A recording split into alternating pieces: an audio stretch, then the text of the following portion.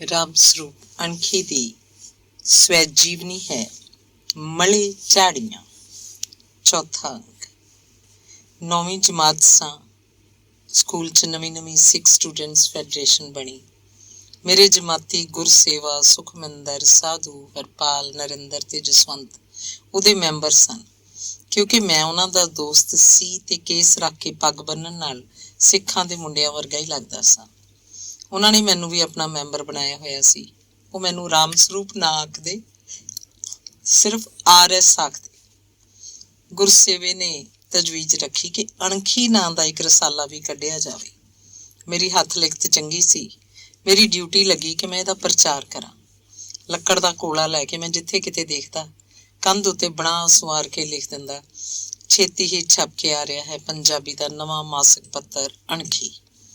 ਰਸਾਲਾ ਤਾਂ ਕਾਹਦਾ ਛਪਣਾ ਸੀ। ਅਣਖੀ ਸ਼ਬਦ ਮੇਰੇ ਨਾਂ ਨਾਲ ਜੁੜ ਗਿਆ। ਬਿਮਲ ਲਿਖਣਾ ਮੈਂ ਛੱਡ ਦਿੱਤਾ ਤੇ ਆਪਣਾ ਗੋਤ ਮਾਰਕੰਡਾ ਵੀ। ਬਸ ਉਦੋਂ ਤੋਂ ਮੈਂ ਰਾਮ ਸਰੂਪ ਅਣਖੀ ਹੋ ਗਿਆ। ਆਪਣੇ ਗੋਤ ਮਾਰਕੰਡਾ ਬਾਰੇ ਇੱਕ ਦਿਲਚਸਪ ਨਵੀਂ ਖੋਜ ਦੱਸਣੀ ਚਾਹੁੰਦਾ। ਪਿੱਛੇ ਇੱਕ ਚੈਪਟਰ 'ਚ ਮੈਂ ਦੱਸਿਆ ਸੀ ਕਿ ਅਸੀਂ ਮਾਰਕੰਡਾ ਰਿਸ਼ੀ ਦੀ ਔਲਾਦ ਹਾਂ।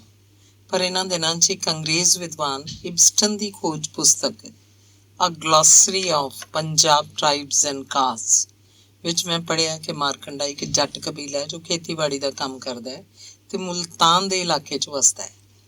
ਇੱਧਰ ਮਾਲਵੇ ਇਲਾਕੇ 'ਚ ਅਸੀਂ ਮਾਰਕੰਡਾ ਗੋਤ ਦੇ ਜਿੰਨੇ ਬਾਹਮਣ ਹਾਂ, ਸਭ ਕੋਲ ਜ਼ਮੀਨ ਹੈ। ਕਿਸੇ ਕੋਲ ਬਹੁਤੀ, ਕਿਸੇ ਕੋਲ ਥੋੜ੍ਹੀ, ਤੇ ਸਭ ਖੇਤੀਬਾੜੀ ਦਾ ਕੰਮ ਕਰਦੇ ਹਨ। ਫਿਰ ਤਾਂ ਅਸੀਂ ਜੱਟ ਹੋਏ, ਖੇਤੀਬਾੜੀ ਦਾ ਕੰਮ ਕਰਨ ਵਾਲੇ ਜੱਟ। ਪਰ ਬ੍ਰਾਹਮਣ ਕਦੋਂ ਬਣ ਗਏ?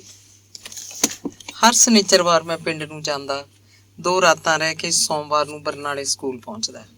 ਸਿਆਲਾਂ ਦੇ ਦਿਨ ਸਨ। ਇੱਕ ਐਤਵਾਰ ਮੈਂ ਦੂਜੇ ਅਗਵਾੜ ਦੀ ਸੱਥ ਵਿੱਚ ਪਿੱਪਲ ਥੱਲੇ ਪਏ ਤਖਤਪੋਸ਼ ਉੱਤੇ ਬੈਠਾ ਸਾਂ, ਇਕੱਲਾ ਹੀ। ਸਾਹਮਣੇ ਵਾਲੇ ਚੁਬਾਰੇ ਦੀਆਂ ਪੌੜੀਆਂ ਉਤਰ ਰਹੀ ਮੁਟਿਆਰ ਲਗਾਤਾਰ ਮੇਰੇ ਵੱਲ ਝਾਕੀ ਜਾਵੇ। ਆਪਣੀ ਗੁੱਤ ਨੂੰ ਕਦੇ ਹਿੱਕ ਤੇ ਕਰਦੀ, ਕਦੇ ਮੋਢੇ ਉੱਤੋਂ ਦੀ ਪਿੱਛੇ ਵਗਾਹ ਮਾਰਦੀ। ਜਿੱਥੇ ਪੌੜੀਆਂ ਮੁੱਕਦੀਆਂ, ਆਦਮੀ ਦੇ ਕੱਦ ਤੋਂ ਉੱਚੀ ਕੰਧ ਸੀ। ਕੰਧ ਉੱਤੇ ਉਹਨੇ ਆਪਣਾ ਹੱਥ ਧਰਿਆ ਤੇ ਇੱਟ ਨੂੰ ਥਾਪੜਨ ਲੱਗੀ। ਮੇਰੇ ਵੱਲ ਝਾਕਦੀ ਨੇ ਸਿਰ ਵੀ ਝੁਕਾ ਦਿੱਤਾ ਤੇ ਫਿਰ ਅੱਖ ਦੇ ਹੋਰ 'ਚ ਕੰਧ ਤੋਂ ਥੱਲੇ ਹੋ ਗਈ। ਉਹ ਕਹੀ ਘੜੀ ਸੀ ਤੇ ਪਤਾ ਨਹੀਂ ਕੁਦਰਤ ਨੂੰ ਕੀ ਮਨਜ਼ੂਰ ਸੀ ਕਿ ਮੈਂ ਤੜਫ ਕੇ ਰਹਿ ਗਿਆ। ਮੇਰੀ ਦੇਹ ਕੰਬਣ ਲੱਗੀ, ਦਿਮਾਗ ਸੁੰਨ ਹੋ ਗਿਆ। ਇਹ ਹਾਦਸਾ ਦੱਸਾਂ ਤਾਂ ਕਿਹਦੇ ਕੋਲ ਦੱਸਾਂ? ਦੂਜੇ ਦਿਨ ਸੋਮਵਾਰ ਨੂੰ ਮੈਂ ਬਰਨਾਲੇ ਨਹੀਂ ਗਿਆ। ਉਸ ਤਖਤਪੋਸ਼ ਉੱਤੇ ਦਿਨ 'ਚ 10 ਵਾਰੀ ਆ ਕੇ ਬੈਠਾ ਹੋਵਾਂਗਾ, ਪਰ ਉਹ ਕੁੜੀ ਸਾਰਾ ਦਿਨ ਮੈਨੂੰ ਨਹੀਂ ਦਿਸੀ। ਇਹ ਵੀ ਪਤਾ ਨਾ ਲੱਗੇ ਕਿ ਉਹ ਕੁੜੀ ਹੈ ਕੌਣ, ਕਿਵੇਂ, ਕਿਹਨੂੰ ਪੁੱਛਾਂ। ਮੰਗਲਵਾਰ ਨੂੰ ਬਰਨਾਲੇ ਗਿਆ, ਉੱਥੇ ਜਾ ਕੇ ਜੀ ਨਾ ਲੱਗੇ। ਸਾਰਾ ਹਫ਼ਤਾ ਕਾਲਜੇ ਨੂੰ ਇੱਕ ਖੋਜ ਹੀ ਪੈਂਦੀ ਰਹੀ, ਮਨ ਨੂੰ ਚਿਤਵਨੀ। ਸਾਰਾ ਹਫ਼ਤਾ ਹੀ ਸ਼ਨਿਚਰਵਾਰ ਦੀ ਉਡੀਕ, ਕਦੋਂ ਪਿੰਡ ਜਾਵਾਂ, ਉਹਨੂੰ ਦੇਖਾਂ। ਸ਼ਨਿਚਰਵਾਰ ਆਥਣੇ ਪਿੰਡ ਜਾ ਕੇ ਘਰ ਚਾਹ ਵੀ ਨਹੀਂ ਪੀਤੀ, ਪਹਿਲਾਂ ਤਖਤਪੋਸ਼ ਉੱਤੇ ਬਹਿ ਗਿਆ। ਪਰ ਉਹ ਤਾਂ ਕਿਧਰੇ ਵੀ ਨਹੀਂ ਸੀ। ਐਤਵਾਰ ਨੂੰ ਤੜਕੇ ਹੀ ਫੇਰ ਜਾ ਬੈਠਾ। ਉਹ ਗੋਹੇ ਕੂੜੇ ਦਾ ਬੱਠਲ ਲੈ ਕੇ ਆਉਂਦੀ ਦਿਸੀ। ਉਹੀ ਕੱਪੜੇ, ਉਹੀ ਚਿਹਰਾ, ਉਹੀ ਚਾਲ ਢਾਲ। ਮੇਰਾ ਦਿਲ ਹਰਾ ਹੋ ਗਿਆ। ਇਹੀ ਹੈ। ਤਖਤਪੋਸ਼ ਉੱਤੇ ਹੋਰ ਵੀ ਬੰਦੇ ਬੈਠੇ ਸੀ। ਉਹ ਮੇਰੇ ਵੱਲ ਝਾਕੀ ਨਹੀਂ, ਕੂੜੇ ਦਾ ਬੱਠਲ ਸੁੱਟ ਕੇ ਮੁੜੀ। ਮੇਰੀ ਨਿਗਾਹ ਉਹਦੇ ਵੱਲ ਹੀ ਰਹੀ। ਮੈਂ ਉਹਦੀ ਜਾਂਦੀ ਦੀ ਪਿੱਠ ਦੇਖੀ, ਜਿਵੇਂ ਉਹਦੀ ਪਿੱਠ ਨਾਲ ਹੀ ਗੱਲਾਂ ਕੀਤੀਆਂ ਹੋਣ। ਇੱਕ ਬੰਦਾ ਤਖਤਪੋਸ਼ ਤੋਂ ਉੱਠ ਕੇ ਰੂੜੀਆਂ ਵੱਲ ਤੁਰ ਪਿਆ। ਮੈਂ ਭੱਜ ਕੇ ਉਹਦੇ ਨਾਲ ਜਾ ਰਲਿਆ। ਉਸ ਰੂੜੀ ਕੋਲ ਗਿਆ ਤਾਂ ਮੈਂ 1-2 ਇੱਧਰ ਉੱਧਰ ਦੀਆਂ ਗੱਲਾਂ ਮਾਰ ਕੇ ਉਹਨੂੰ ਪੁੱਛ ਲਿਆ ਕਿ ਕਿਹਦੀ ਕੁੜੀ ਹੈ, ਇਹ ਕਿਹਦੀ ਰੂੜੀ ਹੈ, ਬੜੀ ਉੱਚੀ ਹੈ। ਉਹਨੇ ਦੱਸਿਆ ਤਾਂ ਮੈਨੂੰ ਪਤਾ ਲੱਗ ਗਿਆ ਕਿ ਕੁੜੀ ਕਿਹਦੀ ਹੈ। ਫਿਰ ਜਦੋਂ ਵੀ ਮੈਂ ਪਿੰਡ ਆਉਂਦਾ ਉਹਨੂੰ ਬੁਲਾਉਣ ਦੀ ਕੋਸ਼ਿਸ਼ ਕਰਦਾ, ਪਰ ਉਹ ਤਾਂ ਮੇਰੇ ਵੱਲ ਝਾਕਦੀ ਨਹੀਂ ਸੀ। ਮੇਰੀ ਹਿੰਮਤ ਨਾ ਪੈਂਦੀ ਕਿ ਉਹਨੂੰ ਬੁਲਾ ਸਕਾਂ। ਉਹ ਰੂੜੀ ਉੱਤੇ ਕੂੜਾ ਸੁੱਟਣ ਜਾਂਦੀ, ਵਾੜੇ 'ਚ ਪਾਥੀਆਂ ਪੱਥਦੀ ਜਾਂ ਉਹ ਥੱਲਦੀ, ਟੋਬੇ ਮੈਸ ਲੈ ਕੇ ਜਾਂਦੀ, ਕਿਧਰੇ ਵੀ ਮੌਕਾ ਨਾ ਮਿਲੇ। ਆਪਣੇ ਕੋਠੇ ਉੱਤੇ ਬੈਠ ਕੇ ਉਹ ਚਾਦਰ ਉੱਤੇ ਬੂਟੀਆਂ ਪਾਉਂਦੀ, ਕਰੋਸ਼ੀਏ ਦਾ ਕੋਈ ਕੰਮ ਕਰਦੀ ਜਾਂ ਫੁਲਕਾਰੀ ਕੱਢਦੀ। ਉੱਧਰ ਆਪਣੇ ਕੋਠੇ ਉੱਤੇ ਮੈਂ ਖੜਾ ਰਹਿੰਦਾ, ਹੱਥ ਉੱਚੇ ਕਰਕੇ ਉਹਨੂੰ ਇਸ਼ਾਰੇ ਕਰਦਾ, ਪਰ ਉਹ ਤਾਂ ਝਾਕਦੀ ਨਹੀਂ ਸੀ। ਮੈਂ ਬਹੁਤ ਔਖਾ ਰਹਿੰਦਾ। ਭੁੱਖ ਮਰ ਜਾਂਦੀ। ਰਾਤ ਨੂੰ ਭੜਕ ਦੇ ਕੇ ਅੱਖ ਖੁੱਲ ਜਾਂਦੀ। ਬਰਨਾਲੇ ਜਾ ਕੇ ਪੜ੍ਹਾਈ 'ਚ ਜੀ ਨਾ ਲੱਗਦਾ। ਆਪਣੇ ਜਮਾਤੀ ਮੁੰਡਿਆਂ ਕੋਲ ਕਦੇ ਵੀ ਮੈਂ ਉਹਦੀ ਗੱਲ ਨਾ ਕੀਤੀ। ਬਸ ਵਿੱਚ ਘੁਲਦਾ ਰਹਿੰਦਾ, ਤੜਫਦਾ ਰਹਿੰਦਾ। ਸਾਡੇ ਸਕੂਲ ਦੇ ਗੇਟ ਸਾਹਮਣੇ ਸੱਜੇ ਹੱਥ ਇੱਕ ਚੁਬਾਰੇ 'ਚ ਰਿਆਸਤੀ ਦੁਨੀਆ ਦਾ ਦਫ਼ਤਰ ਸੀ। ਇਹ ਇੱਕ ਹਫ਼ਤਾਵਾਰ ਪੰਜਾਬੀ ਰਸਾਲਾ ਸੀ। ਇਹਦਾ ਐਡੀਟਰ ਉਜਾਗਰ ਸਿੰਘ ਭੌਰਾ ਸੀ। ਉਹਦਾ ਪਿੰਡ ਠੀਕਰੀ ਵਾਲਾ ਸੀ। ਉਹ ਦਿਨ 'ਚ 1-2 ਘੰਟੇ ਲਈ ਚੁਬਾਰੇ 'ਚ ਬੈਠਦਾ, ਰਿਆਸਤੀ ਦੁਨੀਆ ਦੀ ਡਾਕ ਦੇਖਣ ਜਾਂ ਹੋਰ ਨਿੱਕੇ ਮੋਟੇ ਕੰਮਾਂ ਲਈ ਉਹ ਇਸ ਚੁਬਾਰੇ 'ਚ ਆਉਂਦਾ ਹੋਏਗਾ। ਅਸੀਂ ਦੇਖਦੇ ਚੁਬਾਰੇ ਦੀਆਂ ਖਿੜਕੀਆਂ ਲਗਭਗ ਬੰਦ ਰਹਿੰਦੀਆਂ ਤੇ ਪੌੜੀਆਂ ਦੇ ਹੇਠਲੇ ਬਾਰ ਨੂੰ ਜਿੰਦਾ ਲੱਗਿਆ ਹੁੰਦਾ। ਥੱਲੇ ਪੌੜੀਆਂ ਦੇ ਬਾਰ ਕੋਲ ਕੰਧ ਉੱਤੇ ਲੱਕੜ ਦਾ ਇੱਕ ਵੱਡਾ ਸਾਰਾ ਲੈਟਰ ਬਾਕਸ ਲਟਕ ਰਿਹਾ ਹੁੰਦਾ। ਇੱਕ ਦਿਨ ਅੱਖ ਬਚਾ ਕੇ ਸਾਡੇ ਵਿੱਚੋਂ ਇੱਕ ਮੁੰਡੇ ਨੇ ਲੈਟਰ ਬਾਕਸ 'ਚ ਹੱਥ ਪਾਇਆ। ਵਿੱਚੋਂ 2-3 ਰਸਾਲੇ ਨਿਕਲ ਆਏ, 1-2 ਚਿੱਠੀਆਂ ਵੀ। ਚਿੱਠੀਆਂ ਅਸੀਂ ਮੋੜ ਕੇ ਲੈਟਰ ਬਾਕਸ 'ਚ ਪਾਤੀਆਂ, ਰਸਾਲੇ ਫਟਾਫਟ ਆਪਣੇ ਝੋਲਿਆਂ 'ਚ ਛੁਪਾ ਲਏ। ਰੇਲਵੇ ਮਾਲ ਗੋਦਾਮ ਦੀਆਂ ਬੋਰੀਆਂ ਦੀ ਓਟ 'ਚ ਬਹਿ ਕੇ ਉਹਨਾਂ ਨੂੰ ਪੜ੍ਹਨ ਲੱਗੇ। ਫਿਰ ਜਦੋਂ ਵੀ ਸਾਡਾ ਦਾਅ ਲੱਗਦਾ, ਅਸੀਂ ਰਿਆਸਤੀ ਦੁਨੀਆ ਦੇ ਲੈਟਰ ਬਾਕਸ 'ਚੋਂ ਰਸਾਲੇ ਚੋਰੀ ਕਰਦੇ, ਉਹਨਾਂ ਨੂੰ ਲੁਕ ਛੁਪ ਕੇ ਪੜ੍ਹਦੇ। ਅਖੀਰ 'ਚ ਨਰਿੰਦਰ ਹੀ ਮੇਰਾ ਇੱਕ ਸਾਥੀ ਰਹਿ ਗਿਆ। ਦੂਜੇ ਜਮਾਤੀ ਮੁੰਡਿਆਂ ਨੇ ਇਹ ਕੰਮ ਛੱਡ ਦਿੱਤਾ। ਉਹਨਾਂ ਰਸਾਲਿਆਂ ਵਿੱਚੋਂ ਇੱਕ ਹਫ਼ਤਾਵਾਰ ਲਲਕਾਰ ਮੈਨੂੰ ਬੜਾ ਚੰਗਾ ਲੱਗਦਾ। ਉਹਦਾ ਐਡੀਟਰ ਜਰਨੈਲ ਸਿੰਘ ਅਰਸ਼ੀ ਸੀ। ਰਸਾਲਾ ਲੁਧਿਆਣੇ ਛਪਦਾ ਹੁੰਦਾ।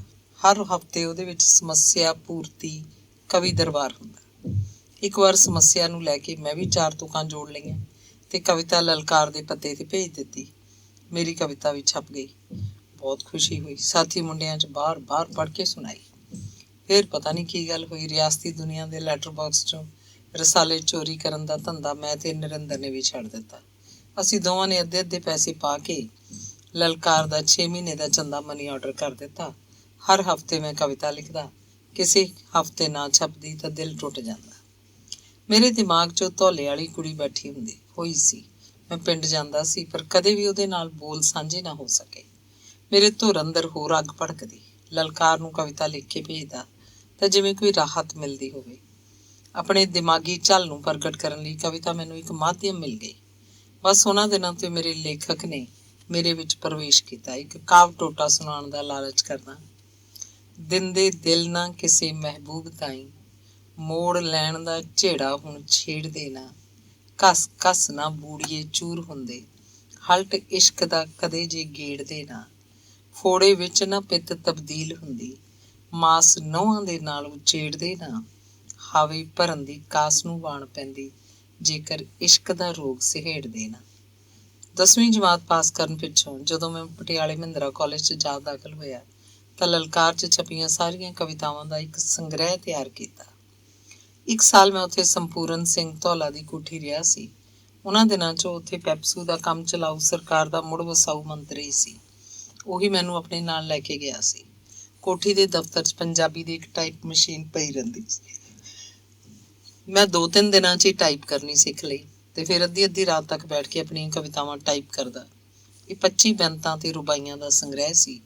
2 ਸਫ਼ੇ ਦਾ ਮੁਖਬੰਦ ਵੀ ਮੈਂ ਆਪ ਲਿਖਿਆ ਤੇ ਇਸ ਸੰਗ੍ਰਹਿ ਦਾ ਨਾਂ ਰੱਖਿਆ ਹਾਵੇ। 3 ਕਾਪੀਆਂ ਟਾਈਪ ਕੀਤੀਆਂ ਸਨ। 2 ਕਾਪੀਆਂ ਪਤਾ ਨਹੀਂ ਕੌਣ ਮੈਥੋਂ ਲੈ ਗਿਆ। ਇੱਕ ਕਾਪੀ ਹਾਲੇ ਵੀ ਮੈਂ ਆਪਣੇ ਕੋਲ ਸੰਭਾਲ ਕੇ ਰੱਖੀ ਹੋਈ ਹੈ। ਮਹਿੰਦਰਾ ਕਾਲਜ 'ਚ ਇੱਕ ਮੁੰਡਾ ਸੀ, ਲੰਮੇ ਜਿਹੇ ਕੱਦ ਦਾ। ਉਹ ਦਾਖੀ ਰੰਗ ਦੇ ਕੱਪੜੇ ਪਹਿਨਦਾ। ਦਾਖੀ ਕੁੜਤਾ, ਦਾਖੀ ਪਜਾਮਾ, ਦਾਖੀ ਪੱਗ। ਮੈਨੂੰ ਉਹਦਾ ਬੜਾ ਹੀ ਮੋਹ ਆਉਂਦਾ, ਪਰ ਮੈਂ ਉਹਨੂੰ ਬੁਲਾਇਆ ਕਦੇ ਨਹੀਂ ਸੀ। ਬਸ ਦੇਖ ਲੈਂਦਾ। ਧੌਲੇ ਵਾਲੀ ਕੁੜੀ ਵੀ ਅਕਸਰ ਦਾਖੀ ਕੱਪੜੇ ਪਹਿਨਦੀ ਹੁੰਦੀ, ਦਾਖੀ ਕਮੀਜ਼, ਦਾਖੀ ਸਲਵਾਰ, ਦਾਖੀ ਚੁੰਨੀ। ਤੇ ਫਿਰ ਜਦੋਂ ਮੈਂ ਕਹਾਣੀਆਂ ਵੀ ਲਿਖਣ ਲੱਗਿਆ ਤਾਂ ਪੂਰੇ 20 ਸਾਲਾਂ ਪਿੱਛੋਂ ਇੱਕ ਕਹਾਣੀ ਲਿਖੀ, ਮੇਰਾ ਗੁਨਾਹ। ਇਸ ਕਹਾਣੀ 'ਚ ਲਾਲੀ ਨਾਂ ਦਾ ਸਰਪੰਚ ਮੁੰਡਾ ਮੈਂ ਆਪ ਹਾਂ ਤੇ ਬੀਬੋ ਉਹ ਕੁੜੀ। ਕਦੇ ਕਦੇ ਮੇਹਰ ਚੰਦ ਵੀ ਮੈਨੂੰ 4 ਤੁਕਾਂ ਜੋੜ ਕੇ ਦਿੰਦਾ। ਮੈਂ ਉਹ ਵੀ ਭੇਜਦਾ। ਮੇਹਰ ਚੰਦ ਦੇ ਨਾਂ ਥੱਲੇ ਉਹਦੀ ਕਵਿਤਾ ਵੀ ਲਲਕਾਰ 'ਚ ਛਪਦੀ। ਘਰ ਦੀ ਡਿਊਟੀ 'ਚ ਅਸੀਂ ਵੱਡੀ ਰਾਤ ਤੱਕ ਕਵਿਤਾ ਦੀਆਂ ਗੱਲਾਂ ਕਰਦੇ ਰਹਿੰਦੇ। 24 ਘੰਟੇ ਕਵਿਤਾ 'ਚ ਹੀ ਰਹਿਣਾ, ਕਦੇ ਪੜ੍ਹ ਵੀ ਲਿਆ ਕਰ। ਕਵਿਤਾ ਦੱਸ ਕੀ ਡੋਡੇ ਦੇ ਦੂ ਤੈਨੂੰ, ਫੇਲ ਹੋ ਗਿਆ ਜੀ, ਤੇਰੇ ਮਾਂ ਪਿਓ ਲਾਂਭਾ ਦੇਣਗੇ ਸਾਨੂੰ। ਮੇਹਰ ਚੰਦ ਮੈਨੂੰ ਸਮਝਾਉਂਦਾ ਵੀ, ਪਰ ਨਹੀਂ, ਕਵਿਤਾ ਕਿਸੇ ਨਸ਼ੇ ਵਾਂਗ ਮੇਰੇ ਦਿਲ ਨੂੰ ਚੜੀ ਰਹਿੰਦੀ। ਇਹੀ ਨਹੀਂ, ਮੈਂ ਸਕੂਲ ਦੀ ਪੜ੍ਹਾਈ 'ਚ ਵੀ ਪੂਰਾ ਸੀ। 10ਵੀਂ 'ਚ ਮੇਰੀ 2nd ਡਿਵੀਜ਼ਨ ਆਈ ਸੀ। 10ਵੀਂ ਦਾ ਇਮਤਿਹਾਨ ਮੁੱਕਦਿਆਂ 1 ਮਹੀਨੇ ਬਾਅਦ ਮੈਂ ਤੇ ਨਰਿੰਦਰ ਨੇ ਗਿਆਨੀ ਦਾ ਇਮਤਿਹਾਨ ਵੀ ਦਿੱਤਾ। ਉਹਦੇ 'ਚੋਂ ਵੀ ਸਾਡੀ ਦੋਵਾਂ ਦੀ 2nd ਡਿਵੀਜ਼ਨ ਆਈ। ਗਿਆਨੀ ਦੀ ਫੀਸ ਅਸੀਂ 10ਵੀਂ ਦੇ ਇਮਤਿਹਾਨ ਦੀ ਤਿਆਰੀ ਕਰਦਿਆਂ ਹੀ ਭੇਜਤੀ ਸੀ। ਗੱਲਾਂ ਛਿੜੀਆਂ ਹਨ ਤਾਂ ਯਾਦ ਆਉਂਦਾ ਕਿ ਜ਼ਿੰਦਗੀ 'ਚ ਪਹਿਲੀ ਵਾਰ ਸ਼ਰਾਬ ਮੈਨੂੰ ਜਦੋਂ 5ਵੀਂ-6ਵੀਂ 'ਚ ਪੜ੍ਹਦੇ ਹੁੰਦੇ ਹੰਡਿਆਏ ਆਪਣੇ ਨਾਨਕਿਆਂ ਦੇ ਘਰ ਸਾਧੂ ਨੇ ਪਿਆਈ ਸੀ। ਘਰ ਦੀ ਕੱਢੀ ਸ਼ਰਾਬ, ਕਸਮੈਲੀ ਜਿਹੀ ਬੋਤਲ 'ਚ ਮੱਕੀ ਦਾ ਗੁੱਲ ਲੱਗਿਆ ਹੋਇਆ। ਕਿੰਨਾ ਕੌੜਾ ਤੇ ਬਕਬਕਾ ਸਵਾਦ ਸੀ ਉਹਦਾ। ਜ਼ਿੰਦਗੀ 'ਚ ਪਹਿਲੀ ਵਾਰ ਬੱਕਰੇ ਦਾ ਮਾਸ ਮੈਨੂੰ ਜਦੋਂ 10ਵੀਂ 'ਚ ਪੜ੍ਹਦੇ ਹੁੰਦੇ ਨਰਿੰਦਰ ਨੇ ਖਵਾਇਆ। ਅਸੀਂ ਪੜ੍ਹਨ ਲਈ ਬਾਹਰ ਕਣਕਾਂ ਤੇ ਖੇਤਾਂ 'ਚ ਖਾਲਾਂ ਉੱਤੇ ਜਾ ਬੈਠਦੇ। ਪਹਿਲਾਂ ਮਿੱਥੇ ਪ੍ਰੋਗਰਾਮ ਅਨੁਸਾਰ ਉਹ ਆਪਣੇ ਘਰੋਂ ਮੀਟ ਦੀਆਂ 2-3 ਕੜਛੀਆਂ ਅਖਬਾਰ ਦੇ ਕਾਗਜ਼ 'ਚ ਵਲੇਟ ਕੇ ਤੇ ਆਪਣੇ ਕੋਟ ਦੀ ਜੇਬ 'ਚ ਪਾ ਕੇ ਖੇਤਾਂ 'ਚ ਲੈ ਆਇਆ ਸੀ। ਉੱਥੇ ਉਹਨੇ ਪਹਿਲਾਂ ਆਪ ਮੀਟ ਖਾ ਕੇ ਦਿਖਾਇਆ, ਫਿਰ ਮੈਂ ਖਾਧਾ। ਕਚਿਆਣ ਜੀ ਆਈ, ਜਿਵੇਂ ਪੈਨਸਿਲ ਦੇ ਅੱਖਰ ਢਾਉਣ ਵਾਲੀ ਰਬੜ ਨੂੰ ਲੂਣ ਮਿਰਚਾਂ ਵਾਲਾ ਪਾਣੀ ਲਾ ਕੇ ਚੱਬੀਦਾ ਹੋਵੇ। ਅੰਦਰੋਂ ਇੱਕ ਭੈ ਵੀ ਉੱਠਿਆ ਸੀ, ਬਾਹਮਣਾ ਦਾ ਮੁੰਡਾ ਹੋ ਕੇ। ਬਰਨਾਲੇ 4 ਸਾਲ ਮੈਂ ਮੇਰ ਚੰਦ ਦੇ ਘਰ ਰਿਹਾ। ਹੁਣ ਉਹ ਦਿਨ ਯਾਦ ਆਉਂਦੇ ਹਨ ਤਾਂ ਆਪਣੇ ਆਪ ਉਤੇ ਮਾਣ ਜਿਹਾ ਹੋਣ ਲੱਗਦਾ। ਬਗਾਨੇ ਘਰ ਕਿਸੇ ਮੁੰਡੇ ਨੇ ਰਹਿਣਾ ਹੋਵੇ ਤਾਂ ਮੈਥੋਂ ਸਿੱਖੇ। ਡਿਊਟੀ 'ਚ ਮੇਰਾ ਮੰਜਾ ਹੁੰਦਾ, ਡਿਊਟੀ 'ਚ ਮੈਂ ਬਹਿੰਦਾ ਉੱਠਦਾ। ਵਿਹੜੇ 'ਚ ਉਦੋਂ ਹੀ ਜਾਂਦਾ ਜਦੋਂ ਨਹਾਉਣਾ ਹੁੰਦਾ ਜਾਂ ਰੋਟੀ ਚਾਹ ਲੈਣ ਲਈ ਡਿਊਟੀ ਦਾ ਰਾਹ ਟੱਪਦਾ। ਮੇਰ ਚੰਦ ਤਾਂ ਪਹਿਲਾਂ ਗੁਜ਼ਰ ਗਿਆ। ਉਹਦੇ ਘਰ ਵਾਲੀ ਮਰਨ ਵੇਲੇ ਤੱਕ ਮੇਰੀ ਤਾਰੀਫ ਕਰਦੀ ਰਹੀ। ਮੁੰਡਾ ਹੋਵੇ ਤਾਂ ਸਰੂਪ ਵਰਗਾ। 4 ਸਾਲ ਕੱਟੇ, ਪਤਾ ਵੀ ਨਹੀਂ ਲੱਗਣ ਦਿੱਤਾ ਆਂਢ ਗੁਆਂਢ ਨੂੰ ਵੀ ਇਹਨਾਂ ਦੇ ਘਰ ਕੋਈ ਬਗਾਨਾ ਮੁੰਡਾ ਰਹਿੰਦਾ। ਕਦੇ ਕਦੇ ਇੰਝ ਹੁੰਦਾ ਕਿ ਉਹ ਮੈਨੂੰ ਸਵੇਰ ਦੀ ਚਾਹ ਦੇਣੀ ਭੁੱਲ ਜਾਂਦੇ। ਮੈਂ ਉਵੇਂ ਜਿਵੇਂ ਬਿਨਾਂ ਚਾਹ ਪੀਤੇ ਨਿਰਨੇ ਕਾਲਜੇ ਆਪਣਾ ਬਸਤਾ ਚੁੱਕਦਾ ਸਕੂਲ ਨੂੰ ਤੁਰ ਪੈਂਦਾ। ਕਦੇ ਵੀ ਮੰਗ ਕੇ ਚਾਹ ਜਾਂ ਰੋਟੀ ਮੈਂ ਨਹੀਂ ਲਈ ਸੀ। ਹਾਕ ਵੱਜਦੀ ਤਦ ਹੀ ਉੱਠ ਕੇ ਰੋਟੀ ਜਾਂ ਚਾਹ ਦਾ ਗਲਾਸ ਲੈਣ ਜਾਂਦਾ। ਮਾਂ ਮੈਨੂੰ ਸਿਆਲਾਂ ਵਿੱਚ ਘਿਓ ਦਾ ਡੱਬਾ ਦੇ ਦਿੰਦੀ। ਡੱਬੇ ਨੂੰ ਅਲਮਾਰੀ 'ਚ ਛੁਪਾ ਕੇ ਰੱਖਦਾ। ਇੱਕ ਡੱਬਾ ਸ਼ੱਕਰ ਦਾ ਵੀ, ਇੱਕ ਛੋਟਾ ਨਸਵਾਰ ਵਾਲਾ ਖਾਲੀ ਡੱਬਾ ਮੈਂ ਲਿਆ ਰੱਖਿਆ ਸੀ। ਸਵੇਰੇ ਬਾਹਰ ਜੰਗਲ ਪਾਣੀ ਜਾਣ ਵੇਲੇ ਛੋਟੇ ਡੱਬੇ 'ਚ ਘਿਓ ਤੇ ਸ਼ੱਕਰ ਪਾ ਲੈਂਦਾ ਤੇ ਜੰਗਲ ਪਾਣੀ ਹੋਣ ਤੋਂ ਬਾਅਦ ਉਹਨੂੰ ਰੁੱਖਾ ਹੀ ਚੋਰੀ ਛਿਪੇ ਖਾਂਦਾ। ਉੱਥੇ ਬਾਹਰ ਖੇਤਾਂ 'ਚ ਹੀ ਡੰਡ ਬੈਠਕਾਂ ਕੱਢਦਾ। ਮੁੜਕਾ ਆ ਜਾਂਦਾ ਤਾਂ ਸਮਝਦਾ ਕਿ ਢਿੱਡ 'ਚ ਘਿਓ ਸ਼ੱਕਰ ਵੀ ਪੰਘਰ ਕੇ ਹਜ਼ਮ ਹੋ ਗਿਆ ਹੋਏਗਾ। ਇਹ ਡੰਡ ਬੈਠਕਾਂ ਕੱਢਣ ਦੀ ਆਦਤ ਮੈਨੂੰ ਗਾਸੋ ਨੇ ਪਾਈ ਸੀ। ਉਹ ਵੀ ਡੰਡ ਬੈਠਕਾਂ ਕੱਢਦਾ ਹੁੰਦਾ। ਆਪਣੇ ਡੋਲਿਆਂ ਦੀਆਂ ਕੁਕੜੀਆਂ ਤੇ ਪੱਟਾਂ ਦੀਆਂ ਘੁੱਗੀਆਂ ਨੂੰ ਦੇਖ ਦੇਖ ਅਸੀਂ ਖੁਸ਼ ਹੁੰਦੇ। ਆਪਣੇ ਹੀ ਸਰੀਰ ਦਾ ਕੋਈ ਨਸ਼ਾ ਜਿਹਾ ਚੜਿਆ ਰਹਿੰਦਾ। ਇੱਕ ਗੱਲ ਹੋਰ ਮਨ ਦੀ ਤਖਤੀ ਉੱਤੇ ਲਕੀਰ ਵਾਂਗ ਉਕਰੀ ਹੋਈ ਹੈ। ਹੰਡਿਆਏ ਚਰਨਜੀ ਲਾਲ ਤੇ ਬਰਨਾਲੇ ਮੇਰ ਚੰਦ ਨੇ ਜਿਹੜਾ ਮੋਹ ਪਿਆਰ ਮੈਨੂੰ ਦਿੱਤਾ ਤੇ ਉਹਨਾਂ ਦੋਵਾਂ ਨੇ ਮੈਨੂੰ ਆਪਣੇ ਪੁੱਤਾਂ ਵਾਂਗ ਰੱਖਿਆ, ਉਹਦੇ ਲਈ ਸਾਰੀ ਜ਼ਿੰਦਗੀ ਮੈਂ ਉਹਨਾਂ ਦਾ ਦੇਣਦਾਰ ਰਹਾਂਗਾ। ਮੇਰੇ ਲਈ ਚਰਨਜੀ ਲਾਲ ਤੇ ਮੇਰ ਚੰਦ ਬਾਪ ਦਾ ਰੁਤਬਾ ਰੱਖਦੇ ਹਨ। ਇੰਨਾ ਤਾਂ ਮੇਰੇ ਲਈ ਮੇਰੇ ਬਾਪ ਨੇ ਵੀ ਨਹੀਂ ਕੀਤਾ ਸੀ। ਬਾਪੂ ਤਾਂ ਚਾਹੁੰਦਾ ਸੀ ਮੈਂ 4 ਜਮਾਤਾਂ ਪਾਸ ਕਰਾਂ ਤੇ ਪਟਵਾਰੀ ਬਣ ਜਾਵਾਂ, ਜੱਟਾਂ ਨੂੰ ਲੁੱਟ ਖਾਵਾਂ।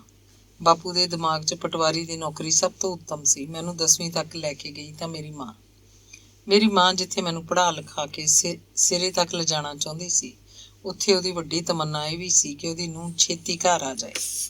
ਇਸੇ ਕਰਕੇ ਤਾਂ ਉਹਨੇ ਮੈਨੂੰ 5ਵੀਂ 'ਚ ਪੜ੍ਹਦੀ ਨੂੰ ਵਿਆਹ ਲਿਆ ਸੀ। ਮਾਂ ਤਾਂ ਚਾਹੁੰਦੀ ਸੀ ਆਮਦਪੁਰ ਵਾਲੇ ਤੀਜੇ ਸਾਲ ਆਪਣੀ ਧੀ ਦਾ ਮੁਕਲਾਵਾ ਦੇ ਦੇਣ, ਉਹਦੀ ਨੂੰਹ ਉਹਦੇ ਕੋਲ ਰਹੇ, ਮੁੰਡਾ ਭਾਵੇਂ ਜਿੱਥੇ ਮਰਜ਼ੀ ਪੜ੍ਹਦਾ ਫਿਰੇ।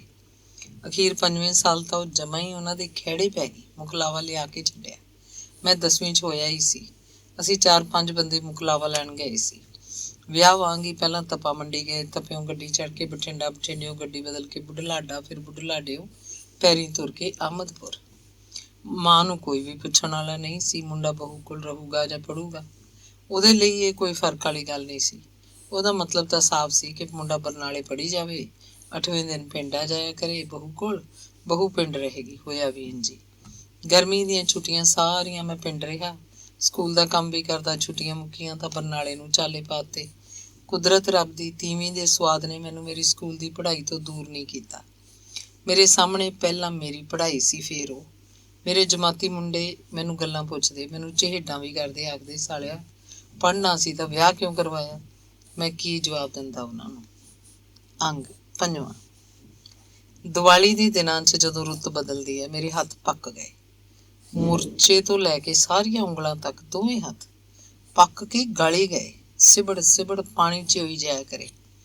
ਉਹਨਾਂ ਦਿਨਾਂ 'ਚ ਪੈਨਸਲੀਨ ਚੱਲੀ ਸੀ। 10 ਟੀਕੇ ਪੈਨਸਲੀਨ ਦੇ ਲੱਗੇ। ਬਹੁਤਾ ਫਾਇਦਾ ਨਹੀਂ ਹੋਇਆ। ਸਾਡੇ ਪਿੰਡ ਦਾ ਇੱਕ ਫੌਜੀ ਬੁੜਾ ਸੀ, ਉਹਨੂੰ ਨਾਥੀਆ ਆਖਦੇ ਹੁੰਦੇ। ਉਹਨੇ ਇੱਕ ਦਵਾਈ ਦੱਸੀ, ਅੱਕ ਕੇ ਪੱਤੇ ਕੁੰਡੇ 'ਚ ਕੁੱਟ ਕੇ ਉਹਨਾਂ ਦਾ ਪਾਣੀ ਕੱਢ ਲਓ, ਫਿਰ ਹਲਦੀ ਦੀਆਂ ਗੰਢੀਆਂ ਬਰੀਕ ਰਗੜ ਕੇ ਕੱਪੜ ਛਾਣ ਕਰੋ। ਸਰੋਂ ਦੇ ਨਖਾਲਸ ਤੇਲ ਵਿੱਚ ਕੱਪੜ ਛਾਣ ਕੀਤੀ ਹਲਦੀ ਨੂੰ ਭੁੰਨ ਲਓ, ਫਿਰ ਵਿੱਚ ਅੱਕ ਦੇ ਪੱਤਿਆਂ ਦਾ ਪਾਣੀ ਪਾ ਦਿਓ। ਡੱਕੇ ਨਾਲ ਹਿਲਾਉਂਦੇ ਜਾਓ, ਥੱਲੇ ਮੱਠੀ ਅੱਗ ਹੋਵੇ, ਲੇਟੀ ਜੀ ਬਣ ਜਾਏਗੀ। ਇੱਕ ਤਰ੍ਹਾਂ ਦੀ ਮੱਲਮ। ਹੱਥਾਂ ਉੱਤੇ ਉਹਦਾ ਲੇਪ ਕਰੋ, ਦਿਨ 'ਚ 3-4 ਵਾਰੀ। ਮਾਂ ਨੇ ਇੰਝ ਹੀ ਕੀਤਾ। ਚੌਥੇ ਦਿਨ ਜ਼ਖਮਾਂ ਨੂੰ ਅੰਗੂਰ ਆ ਗਿਆ। ਪਾਣੀ ਵਗਣਾ ਤਾਂ ਪਹਿਲੇ ਦਿਨ ਹੀ ਬੰਦ ਹੋ ਗਿਆ ਸੀ। ਚੀਸ ਵੀ ਪਹਿਲੇ ਦਿਨ ਹੀ ਹਟ ਗਈ। ਕਿੱਡਾ ਵੀ ਜ਼ਖਮ ਹੋਵੇ, ਥਾਂ ਪੱਕਿਆ ਹੋਵੇ, ਨਾਥੀਏ ਦੀ ਇਹ ਦਵਾਈ ਸ਼ਰਤੀ ਇਲਾਜ ਸੀ। ਇਸ ਦਵਾਈ ਨਾਲ ਹੋਰ ਕਿੰਨੇ ਹੀ ਰੋਗੀ ਬਾਅਦ 'ਚ ਮੈਂ ਆਪ ਠੀਕ ਕੀਤੇ ਸੀ। ਨਾਥੀਆ ਗੁਣਾਂ ਦੀ ਗੁੱਥਲੀ ਸੀ, ਉਹਦੇ ਕੋਲ ਹੋਰ ਵੀ ਬਹੁਤ ਨੁਸਖੇ ਸੀ। 2 ਡੇਢ ਮਹੀਨੇ ਬਾਅਦ ਮੈਂ ਸਕੂਲ ਗਿਆ ਹੋਵਾਂਗਾ। ਹੱਥਾਂ ਦਾ ਮਾਸ ਪੁਰਾਣਾ ਲੈ ਕੇ ਨਵਾਂ ਆਇਆ ਸੀ। ਪੁਰਾਣਾ ਮਾਸ ਇੰਝ ਲਿਆ ਜਿਵੇਂ ਸੱਪ ਦੀ ਕੰਜ ਲੈਂਦੀ ਹੋਵੇ। ਹੱਥਾਂ ਦੀਆਂ ਹੱਡੀਆਂ ਵੀ ਕਮਜ਼ੋਰ ਹੋ ਗਈਆਂ। ਮੇਰੇ ਹੱਥ ਹੁਣ ਤੱਕ ਵੀ ਆਮ ਬੰਦਿਆਂ ਨਾਲੋਂ ਕੂਲੇ ਕੂਲੇ ਤੇ ਨਰਮ ਨਰਮ ਹਨ। ਕਮਜ਼ੋਰ ਹੱਥ ਮਿਲਾ ਕੇ ਕੋਈ ਪੁੱਛਦਾ, ਹੱਥ ਤਾਂ ਬੜੇ ਲੁਗ ਨੇ ਤੇਰੇ। ਮੈਂ ਹੱਸ ਕੇ ਜਵਾਬ ਦਿੰਦਾ, ਇਹ ਲੇਖਕ ਦੇ ਹੱਥ ਨੇ ਭਾਈ, ਕਿਸੇ ਲੁਹਾਰ ਤਖਾਣ ਦੇ ਥੋੜਾ ਨੇ। ਸਕੂਲ ਜਦੋਂ ਗਿਆ ਮੇਰਾ ਨਾਂ ਖਾਰਜ ਹੋ ਚੁੱਕਿਆ ਸੀ। ਦੁਬਾਰਾ ਨਾਂ ਦਾਖਲ ਕਰਵਾਇਆ। 10ਵੀਂ ਦੇ ਇਮਤਿਹਾਨ ਦੀਆਂ ਫੀਸਾਂ ਜਾ ਰਹੀਆਂ ਸਨ। ਪੰਜਾਬ ਯੂਨੀਵਰਸਿਟੀ 10ਵੀਂ ਦਾ ਇਮਤਿਹਾਨ ਲੈਂਦੀ ਹੁੰਦੀ।